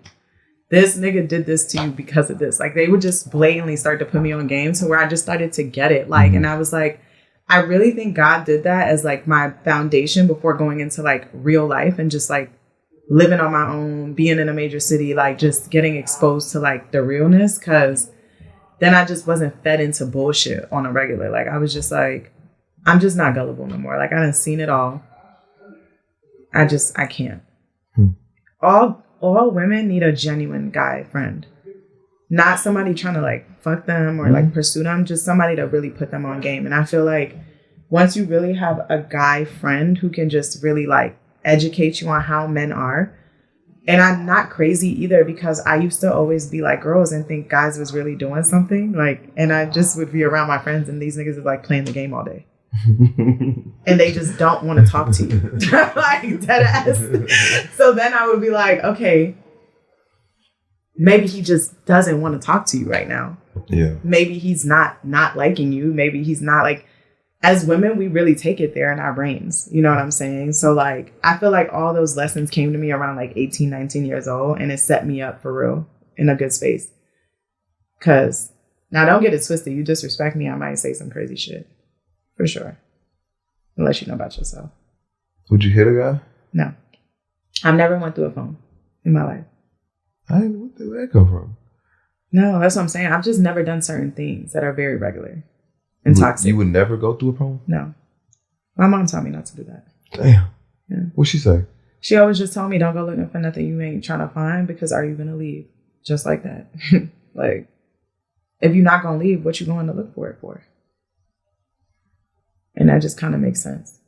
Why mess up something if you're not going to leave? Now you done created all these problems in your relationship. And anything I've ever found has come to me. I ain't never really had to go looking for it. So, yeah, I'm very, very big on that because I don't want nobody going through my phone either.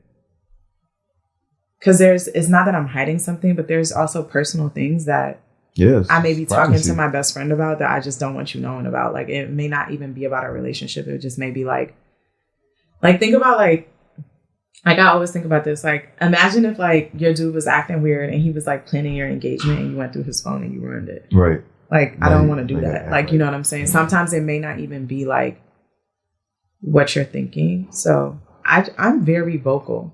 I'm going to ask you, yo, you being a weirdo. Yo, what's going on? Like, what's up? Like, just let's speak on it. Like, I don't have time for the game. So, yeah, I'm very, very vocal. Remember I said that, though. I was like, I'm not soft-spoken. So, I'm not with the guessing games going through phones. Like, what's up? Like, let's just talk about it right now on the spot. Like, is there something going on? I'm scared of you. Why? I don't know. Is that too forward? No. I think that I just don't like mind games. So I'm really not into them. You would like challenge me. It's like, be better. And I'm like, I don't want that. I do that for most guys. Yeah. It's one of my better qualities. Yeah. I had posted the other day. What? And it went crazy on the internet. I said that if a woman don't come in your house and clean and straighten I commented. Did you see my comment? What'd you say? I don't deal with dirty men. See, I wasn't talking about dirty. So I feel like, one, I'll give you this. You put the title as something completely different than the thing. So I was like, you're addressing two different things, kind of. So how I feel about it is, I told you. So there's different levels to relationships. This is how I feel about it. So when you make the statement, like, if you don't come in my house and show a certain level of feminine energy, I'm not dealing with you. I feel like I'm not showing a certain level of wifey or feminine energy if I'm not dealing with you like that either. It's just that simple. You get what I'm saying? So if I just meet a dude, the same way I feel like if you meet a woman and you go in her crib and it's dirty, as a man, you should not deal with her. Period. It's untidy, it's dirty. No. If she's over the age of 24, 25 and her crib is dirty, it's a red flag. Period. Like, I'm just going to be honest. And I think like having a few like bags or shoes out is very different than dirty, if you get what I'm saying. Like, your toilet shouldn't be black. Like, there's certain things as a woman you should definitely be tending to. Because how can she come into your home and do that if she's not doing it herself? One. And two, like I was saying, like, I'm not going to go into a man's house. One, I'm probably not going to your house unless we're at a certain space. Like, I'm not typically meeting a dude for the first time at his crib. You know what I'm saying? So if we've elevated to that point, like the dude I was just dating, if I'm in the house, I'm going to wake up, I'm going to make the bed. I might throw the sheets in the laundry. I might throw the towels in the laundry. I might fold them. You know, he liked the dishes being clean when he get back from the crib. So if that's what you want, some days I might be tired and be like, okay, I'll do it in the morning. You know what I'm saying? But I'm going to definitely like make sure stuff is tidy and your space is how you want it to be. But that's my man. I'm not doing that I just spent the night at your crib. Like, I'm not doing that. You get what I'm trying to say? Like, it just is levels to things. So for me, that's kind of how I felt about the comment. I wouldn't expect... But I prefer tidy men. Most men, I don't really have to do that. Like, I don't know. I just got lucky. Like, most, like, not 10 out of 10 guys I've dated. If anything, when I was younger, I had to get more tidy. Because they were OCD. I need to step my game up. Yeah. OCD. Or they can afford a housekeeper at this point. So they're not. Yeah, it's a housekeeper. I get a housekeeper. So. I be throwing shit. Yeah. But, either, I don't care if you tidy or not, or you got the housekeeper. It just needs to be done. Period. I wouldn't expect anyone just to do it. Like, if we just fucking on each other. No, but if you want me to take you serious, I just start watching women the moment we start fucking around. Seriously. From the beginning. Not, her not cleaning won't just it won't be a deal breaker for me in the beginning stages. No, I just start watching like just this your everyday. You know what I'm saying? How you treat me with the things that you do. The more that we start fucking with each other, the more that we start getting attuned, and then I start picking up and noticing things. And yeah, like cleaning, like if you're not doing that, how can I really take you serious? Maybe we're like at the point where okay, like we're starting to get serious. I feel like when you start spending time in y'all's coexisting in each other's spaces, that's when that's necessary. Mm-hmm. Not just you just randomly walk in my crib. And no, that's what I'm saying. If you spending 2-3 nights over here, listen. If I'm spending 2-3 nights over there, the dishes ain't finna sit there for 3 days just because I'm over here at your crib. Pretty much, if you get what I'm saying, it needs to be cleaned up. That's where it stemmed from. It stemmed from a girl was at my house for a few days, and no, I'm cleaning up after a few days. And even if we not on that level, it's been a few days. I can't take it. I can't take it. You've been over there. Do something. Yes, but like I said, I'm lucky to where I'm typically the more just because I deal with OCD. It's a different level when people are OCD. Like OCD clean, I'm just clean. I'm not OCD. Like my mom is OCD. Like she gonna clean. Like I feel like Caribbean people are like that. They gonna bleach, clean. They gonna scrub that bit. Like I'm just like I have the housekeeper come bi-weekly, and then in between that, I'm maintaining. But no, most of the dudes I've ever dealt with are OCD. I ain't far from OCD. Don't let no makeup stain be on the counter. Don't let none of that. Better be tidy. Don't be having your drawers laying in the bathroom. Like none of that type of stuff. Like, just.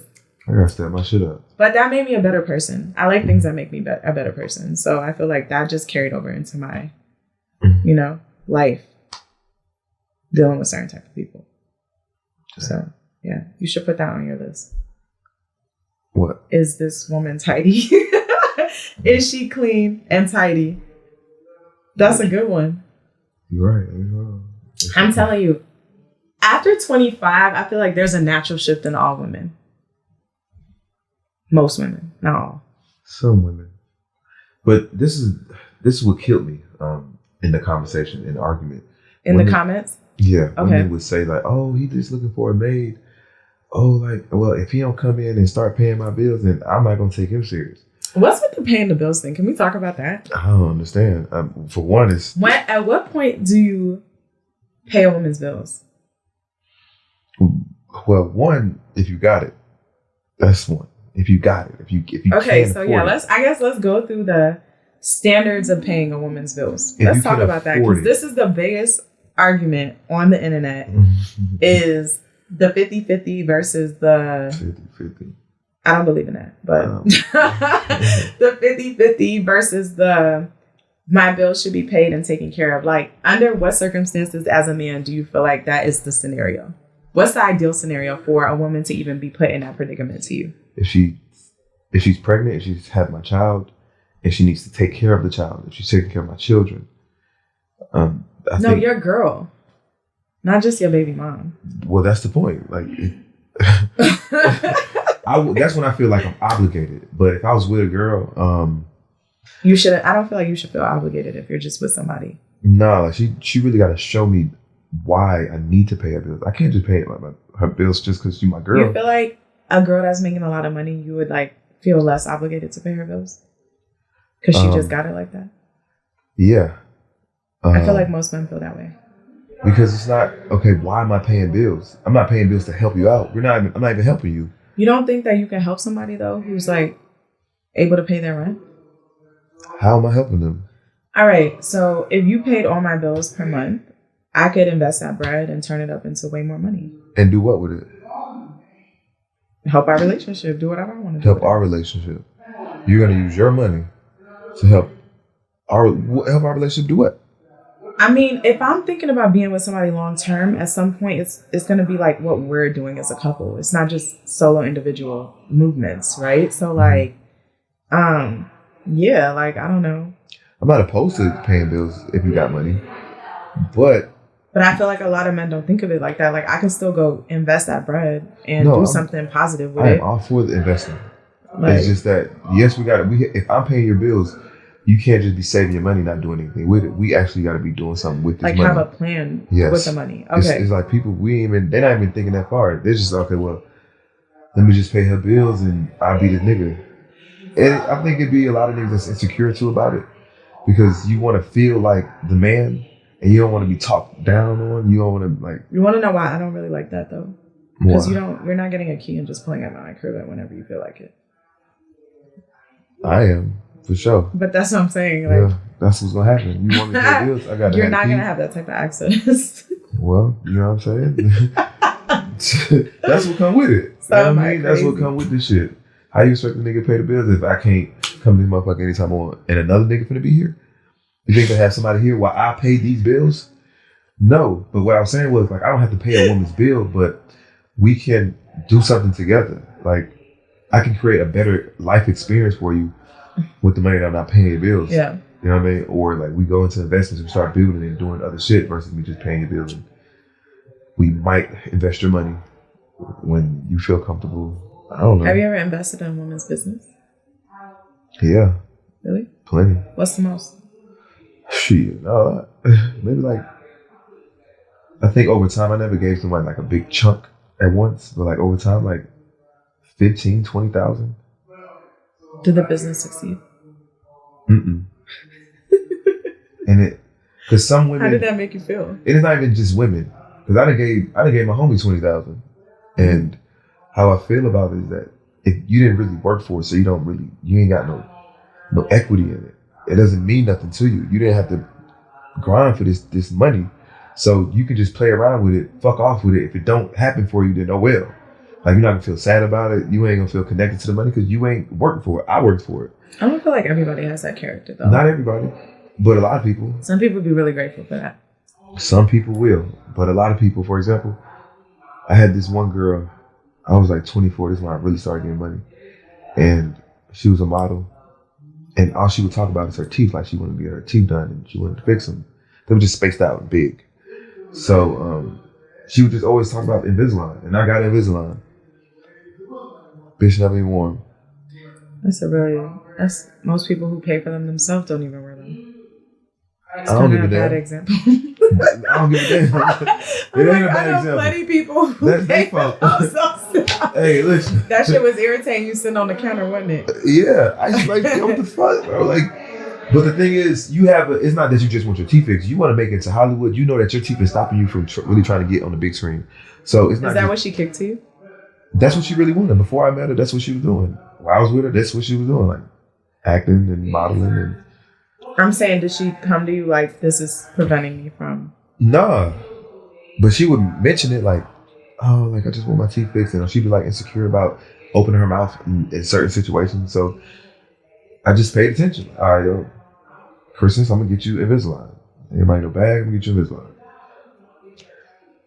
But same instance, like with my partner, I gave 20,000. Like, yo, listen, here's 20,000. This is what you already got a business. You know, like business is slow for you. You just need more capital.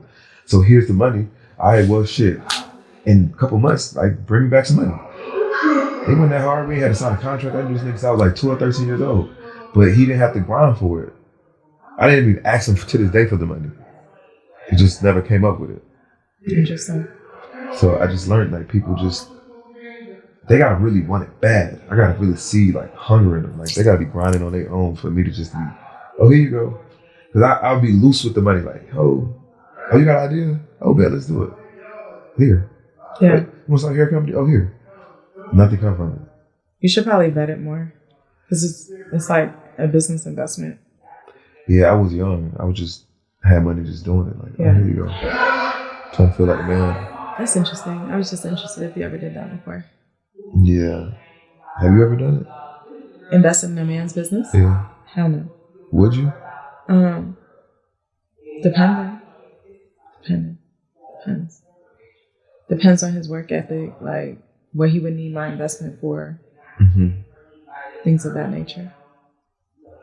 But it's good. Yeah. A guy's invested in my business. I made it back. All the money I did in. So yeah. And I didn't ask for it.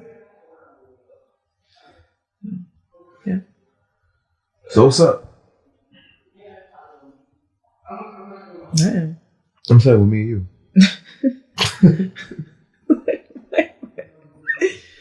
Do you have a crush on me or something? Yeah. Only when you got your short hair. How long have you had a crush on me? Since the day I seen you. Oh, wow. Thanks for letting me know. Okay, it ain't been that long. It's probably been like springtime, summertime. That's when I really noticed you. I think you was about to come to Tori's house. And I was like, oh, Kayla's coming. I need to stay. Was that the little rooftop thing? Mm-hmm. Oh, interesting. But then I had to go. So. Dang. I was going to say you wasn't there. But I would put my paws on you if I was there. Really? Mm-hmm. Dang. How'd you know I was single then? It didn't matter. Oh. So you just disrespectful. I wouldn't. I wouldn't touch you. I'm just playing. I would just. I'm just playing. I would just flirt a little bit, I'm just playing. Get you to smile and like me. How do you know I would like you? I think you would. Really? Mm-hmm. I'm a likable person outside of just relationships. I'm just likable. You're a cool person. Mm-hmm. Interesting. And then me looking good on top of that, and then the other things. Why wouldn't you? I don't know. You don't even know my type. It don't matter what your type is. That's not true. What's your type? Well, one, you assumed I don't like nerds. I said that you don't like. You did assume that I didn't like nerds. He was like, you wouldn't date him. And I just let you go with it. But I didn't really define my type at all. Well, here's your time. What's my type? I don't know. I don't really have a type. I knew that. You didn't? I did. I have a type of characteristic, but I don't have a physical type, like a parent's type. Me neither. Like, because the dudes I've dated are vastly different in appearance. But that's why I know that you would like me. Really? Yes. It's an interesting theory. Because I think I have the characteristics. Which are? I don't know. You gotta. I just know that they're in me. I know that they're in me. Yes, I have them. Interesting. I don't know. I don't think you're type. Characteristic wise? Well, I only got to see your personality like here, but characteristic wise, what characteristics like in particular? I don't know. You said I'm not your type, or you don't think I'm your type. So what makes you think that?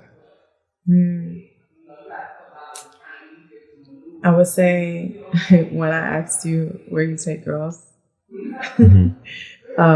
just the places you named. Those are my go-to. Those are not like romance. It's not even romance.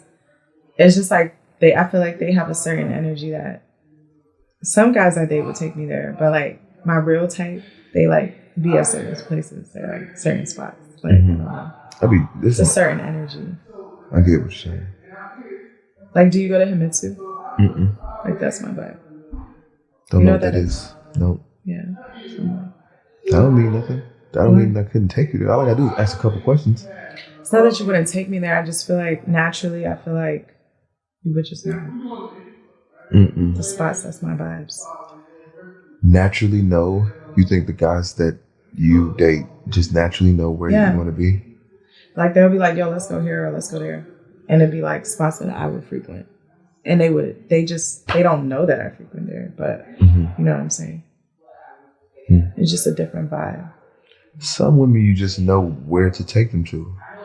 You think that? Yeah. I probably wouldn't take you to Pasha. But Pasha is just like my chill spot. I go there at least, I used to go once a week. But I've been juicing. But you say you don't like hookah. I don't go for hookah. I just go for the outside vibe, sitting outside and eating Brussels sprouts. What's your favorite hotel? I don't like hotels. So where do you stay when you go places? Airbnbs. Really? I like a home feel. I don't like hotels are cold. They don't feel like homey. I just don't like it. It's just too small. Really? I need space. I need to walk outside the door. or like a condo. Like, I feel like depending on where I'm going, I definitely like hotels more than you're a woman, so Airbnbs. What's your favorite hotel? Are you trying to vet me? Probably St. Regis in most cities. Or things of that nature. I never even stayed at the St. Regis. Really? It's just things that it's like, I try to remain like humble. Like I don't try to, like I will do like just like expensive shit, but I don't know what it is. Like things I just don't be doing. Like certain cars that I want, I just don't give a fuck. I don't even think it's about giving a fuck. I just feel like it's the people you meet in those environments. No, I truly believe that. Like I like certain places and certain things because of the level of like understanding I have about networking and business. So like, yeah, I put myself in certain areas or vibes, if that makes sense. So yeah. So most of the men I date are naturally in those same places, you know? That's the game. Maybe. I do that in other ways. Like what? Conferences, masterminds, just different ways. I be in these places, but not the St. Regis. I need to be. Do you know what like the Soho Club is? Yeah. Yeah, like I like shit like that. Like different. I don't know, really like, that's what I'm saying. Like I like more like speakeasies, like low key. That's why I think I need to be with you. So you can expand my horizons. I feel like the man should be leading.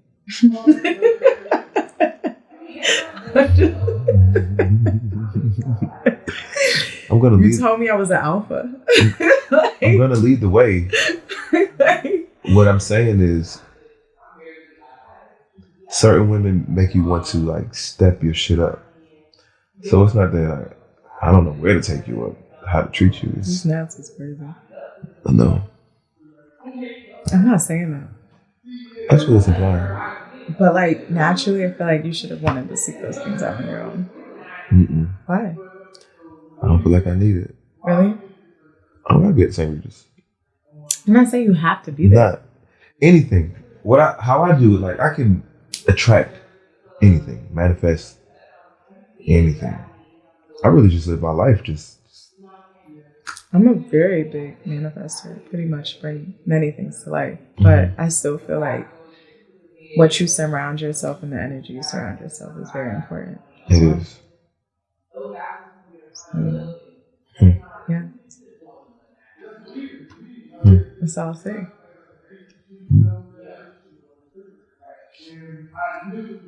Like, what would you say like the girl that you dated, like the most successful woman you dated did?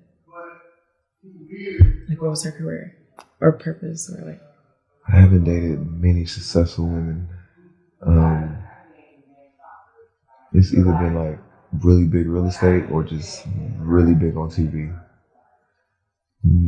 A lawyer. Had her own law firm. So you wouldn't equate somebody who's really big on TV being successful naturally? Or was it like reality TV or something like that? Like reality TV. Okay. And like were they an actor? Or, but why do you feel that? Wait, what? Like you haven't really like just tapped into dating like a doctor or like just somebody who's more like professional, like I guess. I don't even like the word professional because you could be an entrepreneur, but you get what I'm trying to say. Like more like. Typically, those women, they want something serious, and I don't be playing with people. So I went to prison for 3 years. So it was a 3-year gap. So before prison, I was a little young and just outside. So I was just dealing with people that was in my environment. So I wasn't trying to seek that. Okay, now that I'm a little older, I got a lot going on. I got this right here, and trying to deal with somebody that's on that level, they're gonna require certain things, and I can't be that. So I just stay away. Why do you think I'm your type? You are. It's just not the right time.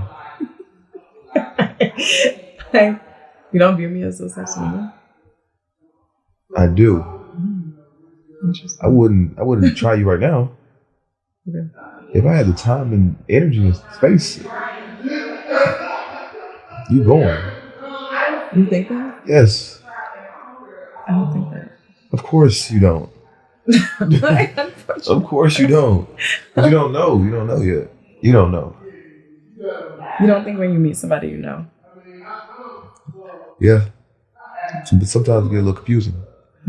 Can't really tell. Interesting. Some people like growing you, right? Really? It's gonna be one of those rare moments. I just told you I'll start ghosting. I just be knowing. He ain't ghosting me. You don't think that? Uh-uh. You don't think a girl like me would ghost you? You probably would, but you're not. Interesting. Because what I bring is just a sense of like fresh air. That's what Really? I am. You don't think there's plenty of niggas with airbags out here giving out fresh oxygen? Fresh air? No. They're probably corny. It's something. What do you think like my average like dating vibe is like when it comes to like you think I'm just like at the house like dry like just no like what do you think in your mind? I don't know what you're asking me. Like when you're like it'll be a breath of fresh air like you think I'm just like drained like I just keep me in dudes who are like boring or just like I'm just like kind of like oh this is just overwhelming. Like, No, I think you probably have a great dating life. You probably meet some amazing men.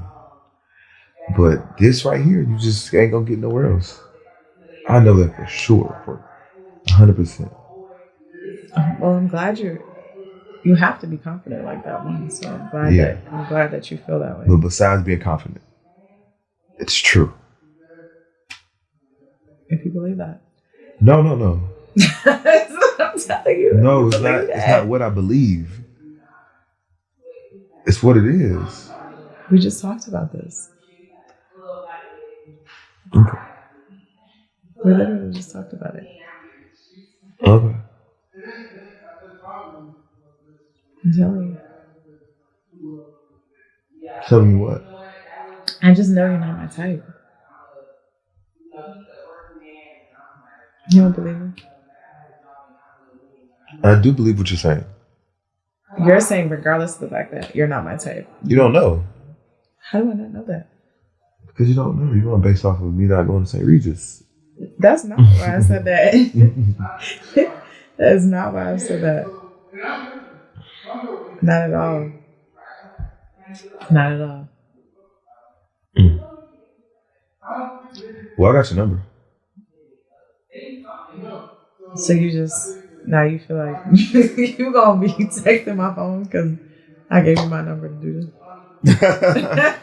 That'd be crazy. Like, hey, Kayla, it was a great episode. What you doing?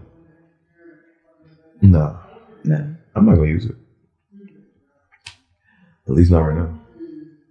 And one thing about me, I might be changed. I might be married soon. Then it's just what I'm meant to be, and I accept that. You Aggie. I'm like. One thing about me though, I have really, really good patience. That's the thing. You would be waiting on something that. Waiting. Yeah. I ain't waiting. I'm confused now. I just have patience. Like, I'm not waiting on you.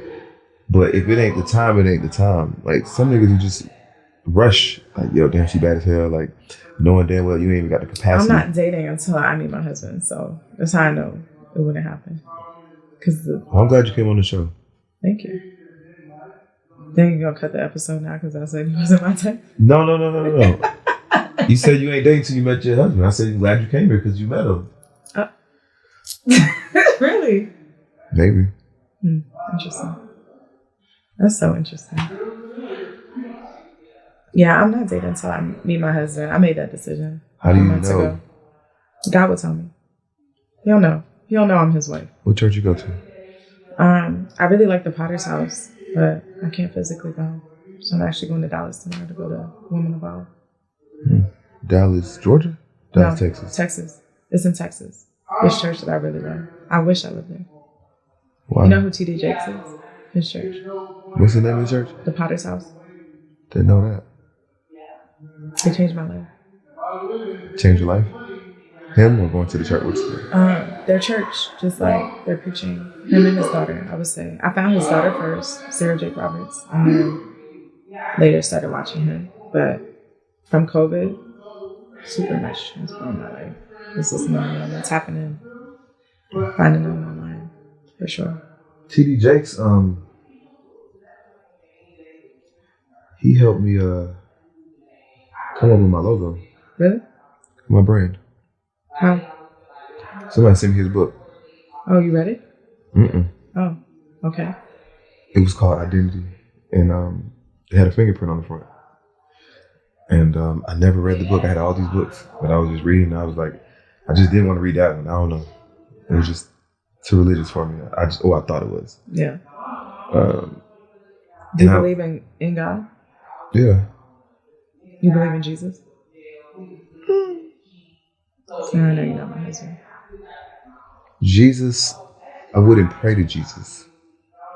I believe Jesus was real. I just think the story is little. I know you're not my husband. Well, listen. Fortunately, that's the number one rule. Just listen, hear me out. Yeah. Being conscious, you got to question things. I do. Mm-hmm. And I'm not against Jesus in the story, but I think that with me, I have to go study other religions. I have to and I can't just pick Christianity because my mom was a Christian, and that's just all I know. I know nothing else, so I have to go discover, research. Are you assuming that's what I did? No. Oh. What I'm saying was, my parents aren't religious. What I'm saying is, you're not a part of the matrix, right? And that is something, if we just really think about it. One, it's just the newest religion. And two, they used it to control slaves. White people used it. Yeah. Yeah, but it was around way before that. Right. Where? It wasn't, Christianity didn't start in America when they were slaves here. No, but did it start where we were from? In Africa? Mm-hmm. I mean, Egypt was in Africa, and Jesus essentially went to get his people out of Egypt, which was in Africa. Or God sent, you know what I'm saying, Moses to get the people out of Egypt. So that was in Africa, essentially. Jesus wasn't Christian. I mean, I guess he was Jewish, essentially, or of, you know what I'm saying, like that belief prior to Christianity being created, or the belief in Christ. He would have had to, resurrect before people could believe in him. So, I just think the story is just, I think the story, it has nothing to do with a person, honestly. I just got personal experiences with Jesus, so I can't speak from the story. You get what I'm saying? But I wasn't raised with any religion. Well, I'm going to church. That's great. And then I'm gonna find out about Jesus. Do that. You should. You should get to know him. And then oh, you should really get to know him. I am. He's cool. He's dope. I believe it. So, but tell me your beliefs. I love to understand. I'm just a free spirit. I feel that. I used to be like that too. I feel like make a lot of sense to me though. What makes a lot of sense? Me, Jesus, everything. And Christianity. Everything else really, even Muslims, that was after. It was another prophet. You know what I'm saying? After Jesus. Who was just okay, we believe in Jesus, but he's not the prophet. But it was another prophet. So it's just all these prophets were speaking on what they essentially believed in some sense. What about God though? I mean, God's above Jesus. Right? Yeah. Yeah. And some people treat Jesus like God. They pray to him, they worship him. I mean, because if you believe he died for you, you would believe that. And if it's like Jesus was God on earth in human form, he was a manifold of God. So, you know, you have the Father, the Son, and the Holy Spirit.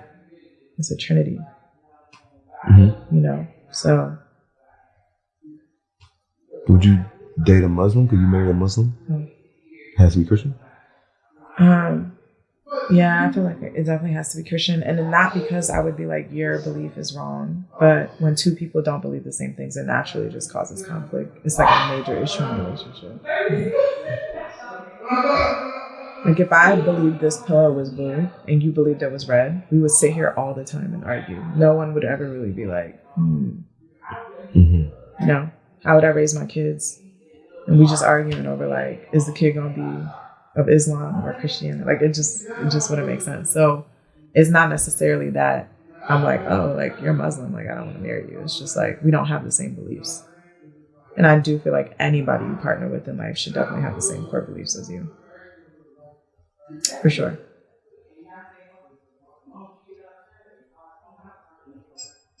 So we don't stand a chance? No. If you don't believe in God, no. I never said that. Well, Jesus. If you're not Christian, no. Real. Because there's just things that'll occur. I already been in this situation, actually. What situation was that? That's why me and my ex are together right now. Because he wasn't Christian? Yeah, he's not. We don't believe the same things. What he believed in? He don't know what he believed in. You don't know? He's exploring, yeah. He's like you. Like I need to like explore all the religions. I need like proof. I need this. Like. What's wrong with that? You can't give him time to figure it out. Well, we've been dealing with each other for years. There's a constant conflict of differences of understanding, and we argue about a lot of stuff. Like you're gonna start to argue about so many other things in life outside of just that one thing. Because y'all have different beliefs. So that rolls over into like maybe the way you might date, maybe the way you might approach situations in life. Like it just naturally rolls over into many things. Your belief, your religious belief. You know what I'm saying? Somebody who is, it's like saying, could you date a Mormon?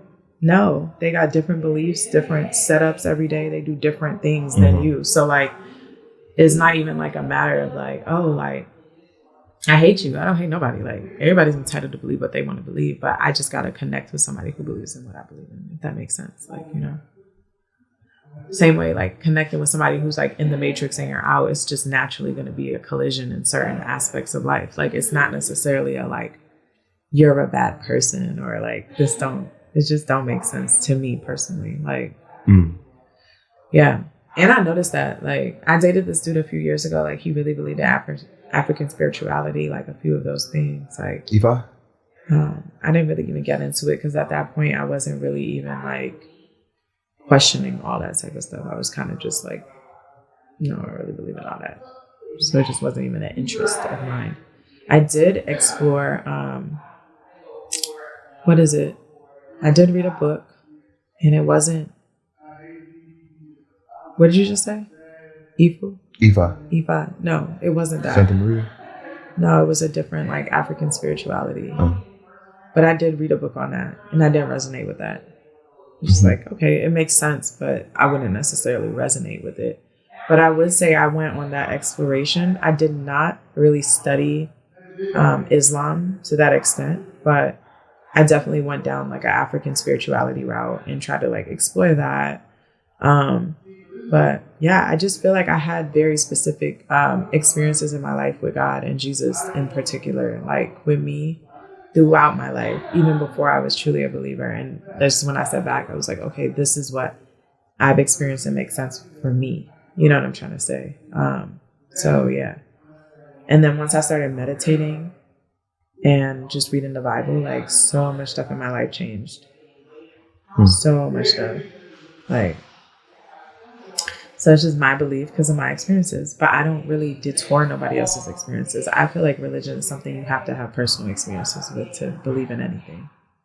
So, yeah, I just try to learn, you know, and grow, but I don't really You know what I'm saying? Like, I don't judge nobody. I'm not a judgmental person. I'm not one of those Christians like, oh, I'm judging you. Like, I just feel like that's not being Christian for real. You're a leave person. Yeah, because I'm not judging you. I'm just not aligned to you. This is what we're going to do. We're just going to stay friends, right? And I'm going to work on myself. And I make you want to work on yourself. Yeah. Wow, that's a great thing. You make me want to be better. That's great. I hope everybody I come in contact feels that way. Yeah, so. But yeah, I mean, yeah, that's just where I'm at. But yeah. I'm not going to give up. Thank you for letting me know that. I cannot with you. I like, thank you. These are all very... Can I ask you a question? What's up? So how'd you choose these paintings in here? They're all very sexual. Not all of them. That's Maya Angelou. None of these are sexual. It's just that one. It's this one. What is that, first of all? This is a leg and a vagina.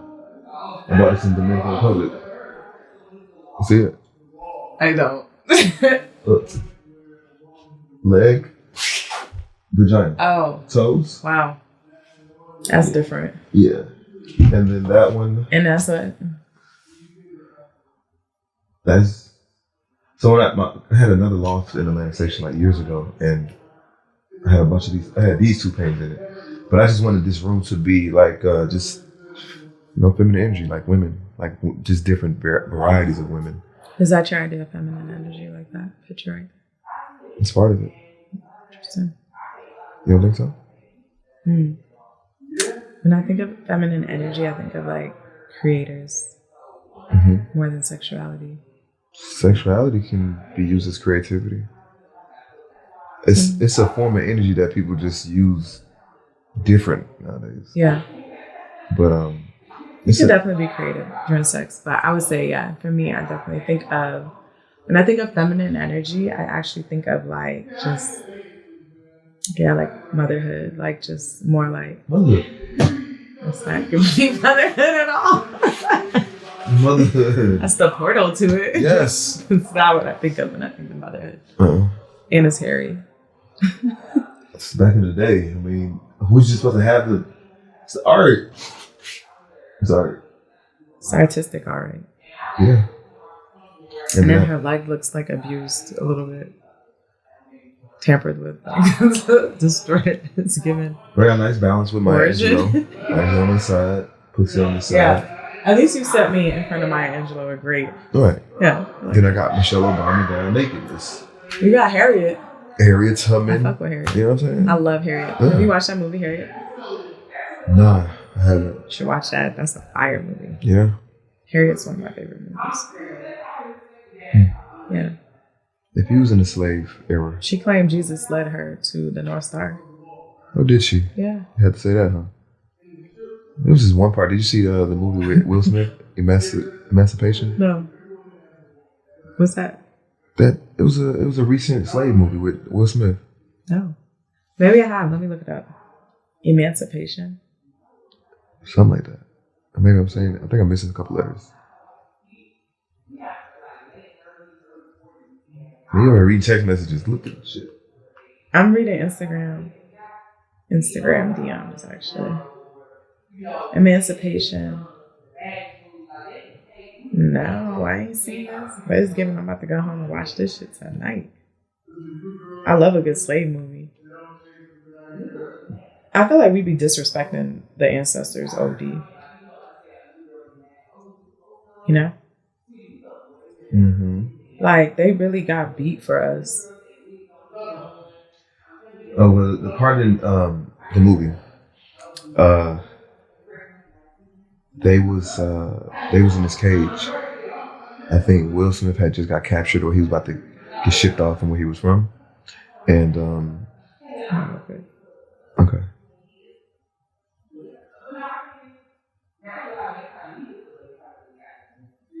Oh, this is wild. Okay.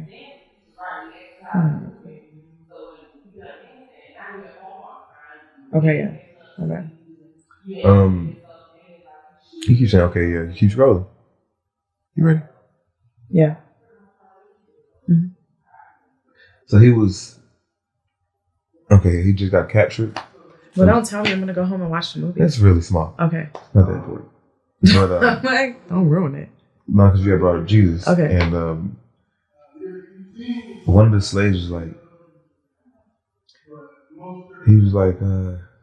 he said something like, yeah, Jesus is going to come for us. And you're like, we're going to be okay. And Will Smith was like, where Jesus been at? When he coming? Was he there when he was getting whipped on the back?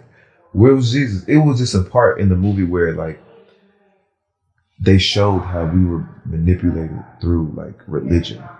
I think a lot of people can be manipulated through religion, but I don't think that means the religion is bad. No, I'm not. No. You brought up Jesus. I just brought up Jesus too. No, I'm saying. But also, like, a lot of people don't study Jesus, and then they say stuff like that, and I'm like, well, the more I study him, I understand why these things happen and why people think like that. Do you think Jesus is coming back? Yeah. When? I don't know. You're not supposed to know. That's kind of the point. Some people be saying like, oh, we in these times, like this is...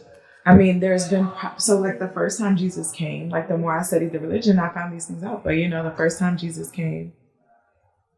Did you do that? No. Keep talking. Anyway, the first time Jesus came... Screw over. I don't know if you're in the frame. Oh, my bad. The first time Jesus... Okay, the first time Jesus came, you know, all the people who were claimed Jewish, who are like writing out the Torah and the Old Testament or like all these things, like they were prophesying that he was going to come. Mm-hmm. So it was kind of like, okay, he's coming back now. That's why, you know, when they say like the Egyptians, they already were serving their own gods. You get what I'm saying? So it's kind of like, because they weren't aware of these prophecies, and just like everybody else is like, oh, like, yeah, I just don't believe that. That's when, like, you know what Sodom is, like in the Bible, Sodom, like that town where like God just like wiped them out. Like they did all these things because they just refused to like listen to Jesus. Like, to me, like, why would I want to be those people? Like, you get what I'm saying? Like, it was prophesied. So every other religion is just a manifold, essentially, of like Islam, a manifold of Christianity. Then you got like all these other ones, like Buddhism, like all these things that were just like cultural. They still praise mad different gods, like whatever. You know, I don't really believe, like, I just don't believe that mad gods created this on earth. I just don't believe that. It just naturally just don't make sense in my brain to me. I don't believe that either. Yeah, but there's not religions who like praise water or like sun or this or that. I think you could be grateful for those things, but to think they're gods, like how the Greeks, you know, like they had like Zeus, like Aphrodite, like all these gods of like love and this and that. Like, I don't think the love god put the planet together. Like, you get what I'm saying? That just doesn't make sense to me. I think people worship things that just don't make sense to me. But like a sacrifice for us to like pretty much, and then it's like history repeats itself. Nothing that we're going through now or like those slaves went through, you gotta think. Imagine being like, why didn't Jesus come save the black slaves when the Israelites were enslaved for 400 years before Jesus even showed up? Do you think that... You get what I'm trying to say though? Like, it's like, these things have been occurring. Do you think that...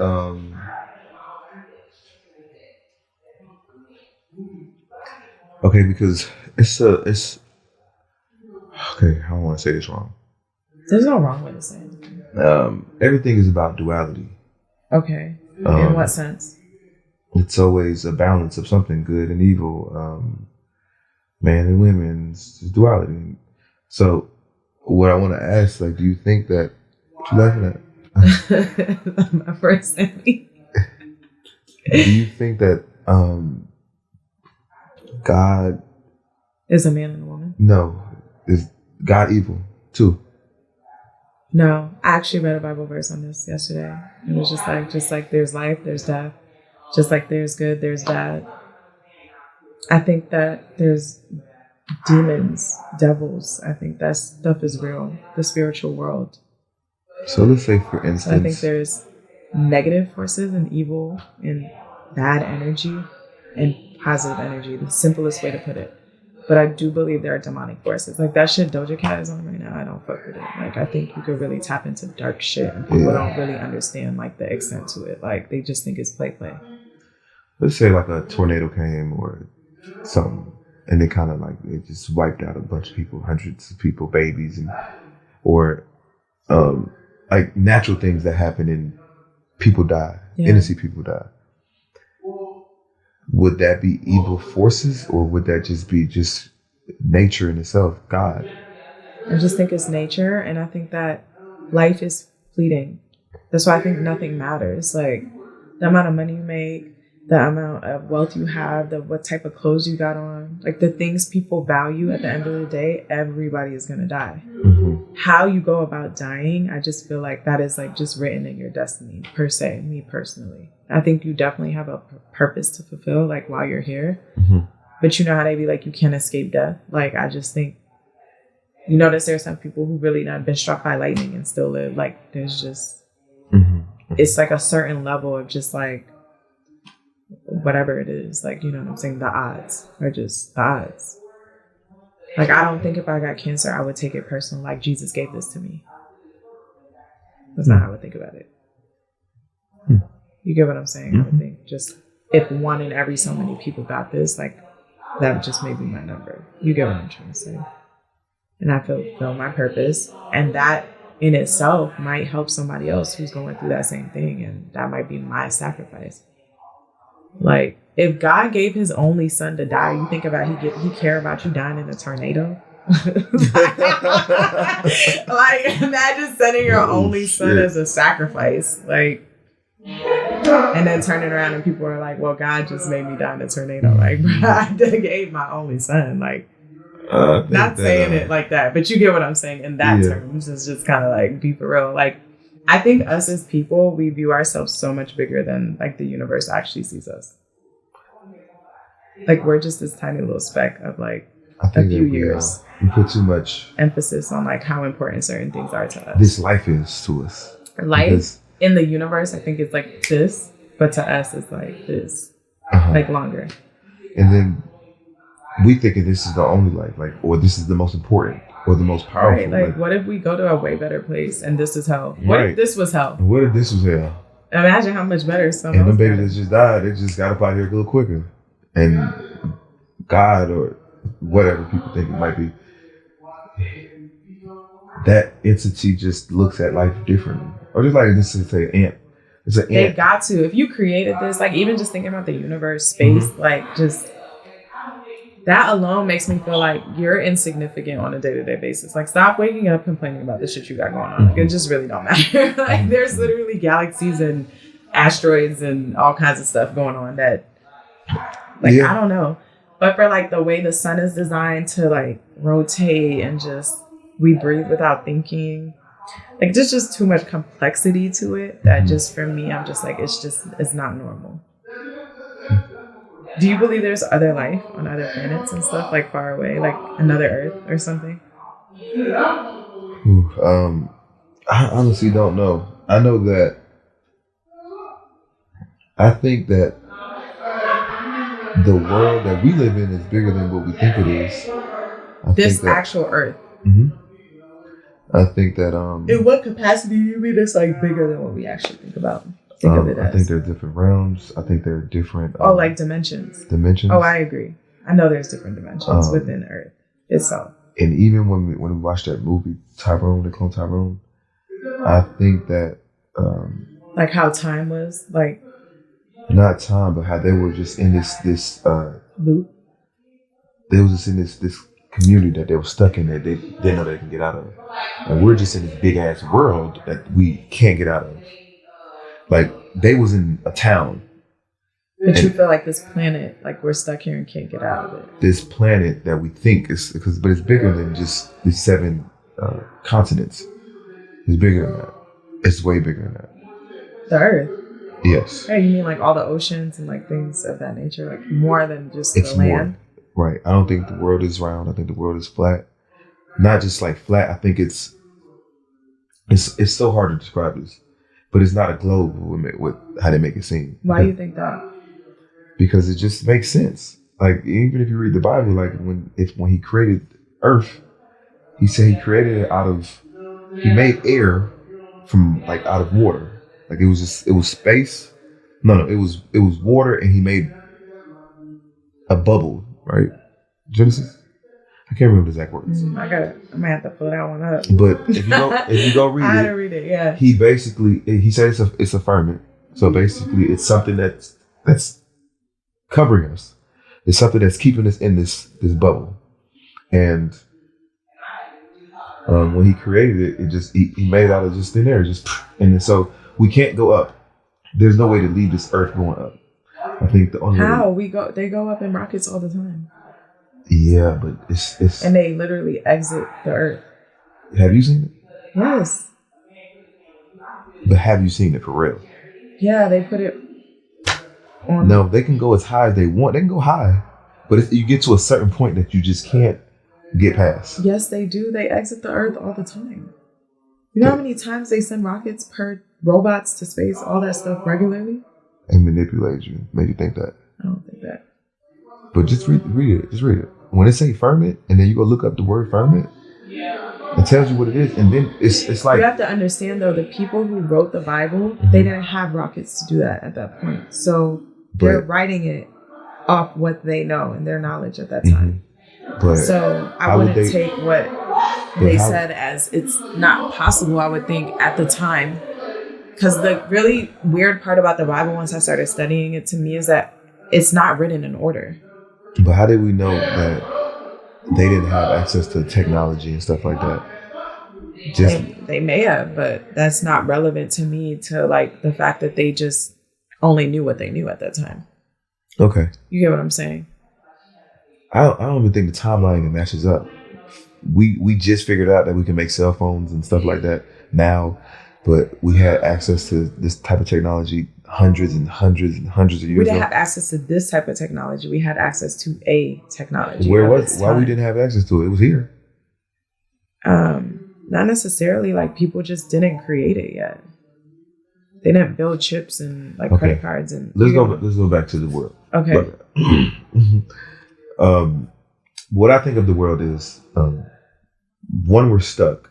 The only way we can get out of here is through the ocean. And I think the ocean has a floor, though. No, it doesn't. Yes, it does.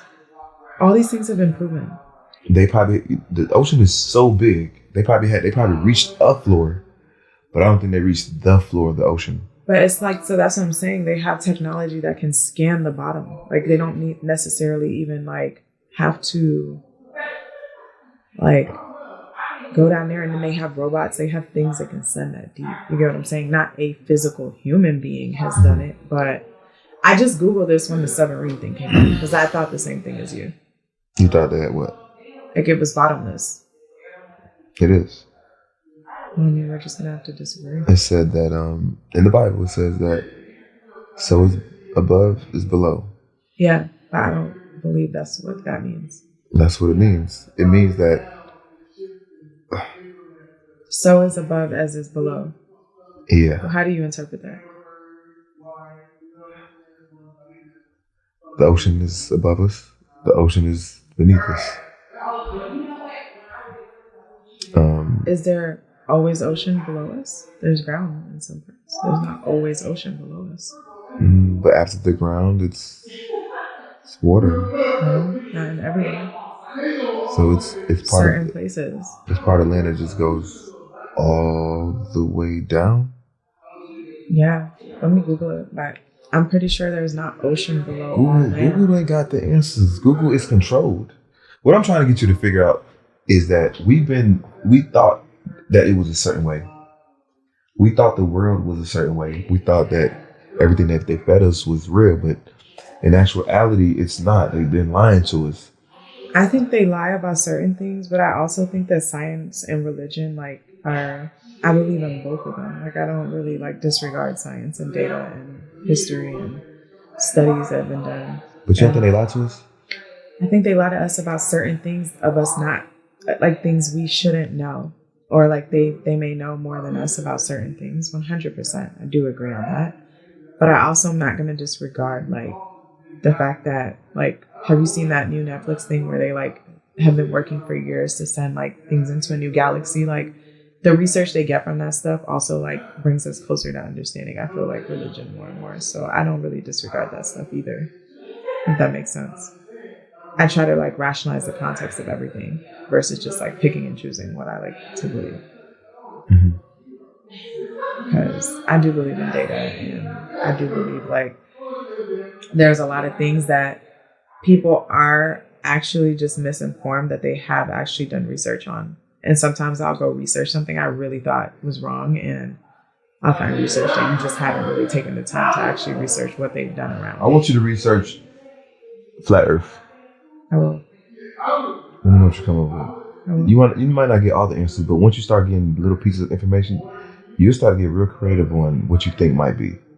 So let me ask you this. What difference would it make to you today if the Earth was flat or round? Well, what would that change in the trajectory of your life on a day-to-day basis?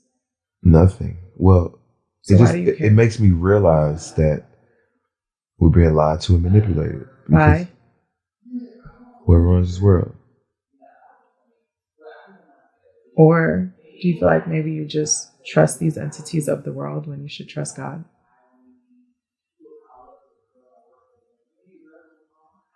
I do trust God. Because regardless of any of that shit, it doesn't matter. You're just going to die. Well, we can say that about a lot of things. I feel that way about most things. Like, people just care too much. Religion, same. Religion pretty much tells you all this shit don't matter. You need to find yourself outside this reality that you're living in. Right. Pretty much. That's the basis of any religion. If we just gonna die anyway, then why do you need a Jesus man? It don't matter if you believe in Jesus or not. Every single religion is telling you, get prepared for whatever comes after this. You get what I'm trying to say? So it's like basically letting you know none of this shit really matters. Then why you need a guy that serves Jesus? Because if that's what I choose to believe in while I'm on this earth about what God it is, that's my choice. We just need to love on each other and die. What does it matter what I believe in? What I'm saying is they all are preparing you for another life. Every religion. I'm not saying you just die. I'm saying you will just die. But are you preparing yourself for whatever's next? Are you? Or you can be atheist. Some people don't even believe there's nothing next. What you believe? You think there's an afterlife? Yes. I do. I don't think it may be an afterlife as what we imagine it to be. But I believe there's a spiritual realm right here on earth. So, that doesn't align with Christianity. Why? They say that? They say that all the spirits pretty much are waiting for Jesus to come back. That's how I interpret it. Do you believe in heaven and hell? Somewhat. Like, not the way that people describe it. Not the way Christians describe it. How do they describe it? You tell me. In the Bible, to me, we're going to hell to heaven. There's going to be a certain amount of people that's going to be let in heaven. Yeah, but they don't tell you what hell is. Like, they just say it's like those people are dead. Actually, I just read something about it. Let me see if I can find it. It said those people are dead. Like, the people who like get access to heaven essentially are granted eternal life. So if you think about all of the evil, all of the fucked up shit that happens on earth right now here, it's kind of just like maybe hell is just living out the shit that's terrible here. Some people have a vision of hell as like burning fire. They'll say it's a furnace. Mm-hmm. That's what I'm saying. Like, I don't really have a construct of like what the day-to-day in hell looks like, if that makes sense. Like, you get what I'm saying? I do believe there's like eternal life, and probably everybody don't get granted access to that shit. Like, but the Egyptians, everybody you're talking about in pre-civilization, they definitely believed in the afterlife. They would prepare the tombs to be carried into the afterlife. So I do think like no matter what religion, they make it really clear, from Buddhism to Hinduism to Islam, like you're being prepared for whatever the next life is. Maybe just like in life, how like you set intentions and you can manifest and there's energy. maybe if your energy is there is no afterlife, you just don't get to access it. Maybe it's just that like simple. You know what I'm saying? You don't believe in it, you don't get to go. What if that was it? You know, I don't know. Like I said, I just have experiences with Jesus. So like for me, that's what my belief is on. I'm sure if I go talk to somebody who believes in Islam, they gonna, you know what I'm saying? They gonna say they got experiences with their God. I ain't finna tell them no. Like I ain't finna be like, nah, bro, you wrong. You know what I'm just trying. Like I'm not. That's why I feel like religion is something you definitely have to choose. But I feel like I would encourage people to explore Christianity for sure. Because all they really telling you is have faith. Really. They're not really telling you nothing negative. Whereas all the other religions are saying that's wrong. Notice Christianity don't really speak about the other religions. Like they not like, oh, like this and this about Jesus. Or they not talking about Muhammad. You wasn't even around, bro. For us to even speak on you. Like, so it's just like, to me, it's kind of like, but I'm still like getting very deeply like into my research on it. So I can't really, like, have you heard of like the 7 books that like were not in the Bible, all that stuff? Yeah. So like, I'm like on a journey of just deep studying, but in that studying and like constantly like digging for more and more, I feel like it just keeps revealing itself in the craziest ways that I'm just kind of like, I can't really ignore this and like be like, okay, I don't really believe that. But I haven't explored nothing else to be like, you know what I'm trying to say? Like, that's wrong. Right. But I would just naturally encourage people to believe in Jesus just because like I've seen what he's done in my life and like how he communicates to me every day and just like the beautiful things that have happened since I like just experienced that. Like I could clearly hear God's voice sometimes, like, you know, speaking to me and things like that. So I feel like I didn't experience those things before, so I couldn't speak on that. You know what I'm trying to say?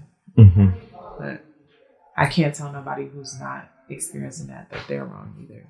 So it's just kind of how I feel about it. Yeah.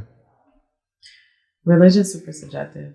Like it's just one of those things everybody's gonna just talk about in their own beliefs and ways. I can't convince nobody. Well, I think it's time to go. Yes. Lights off.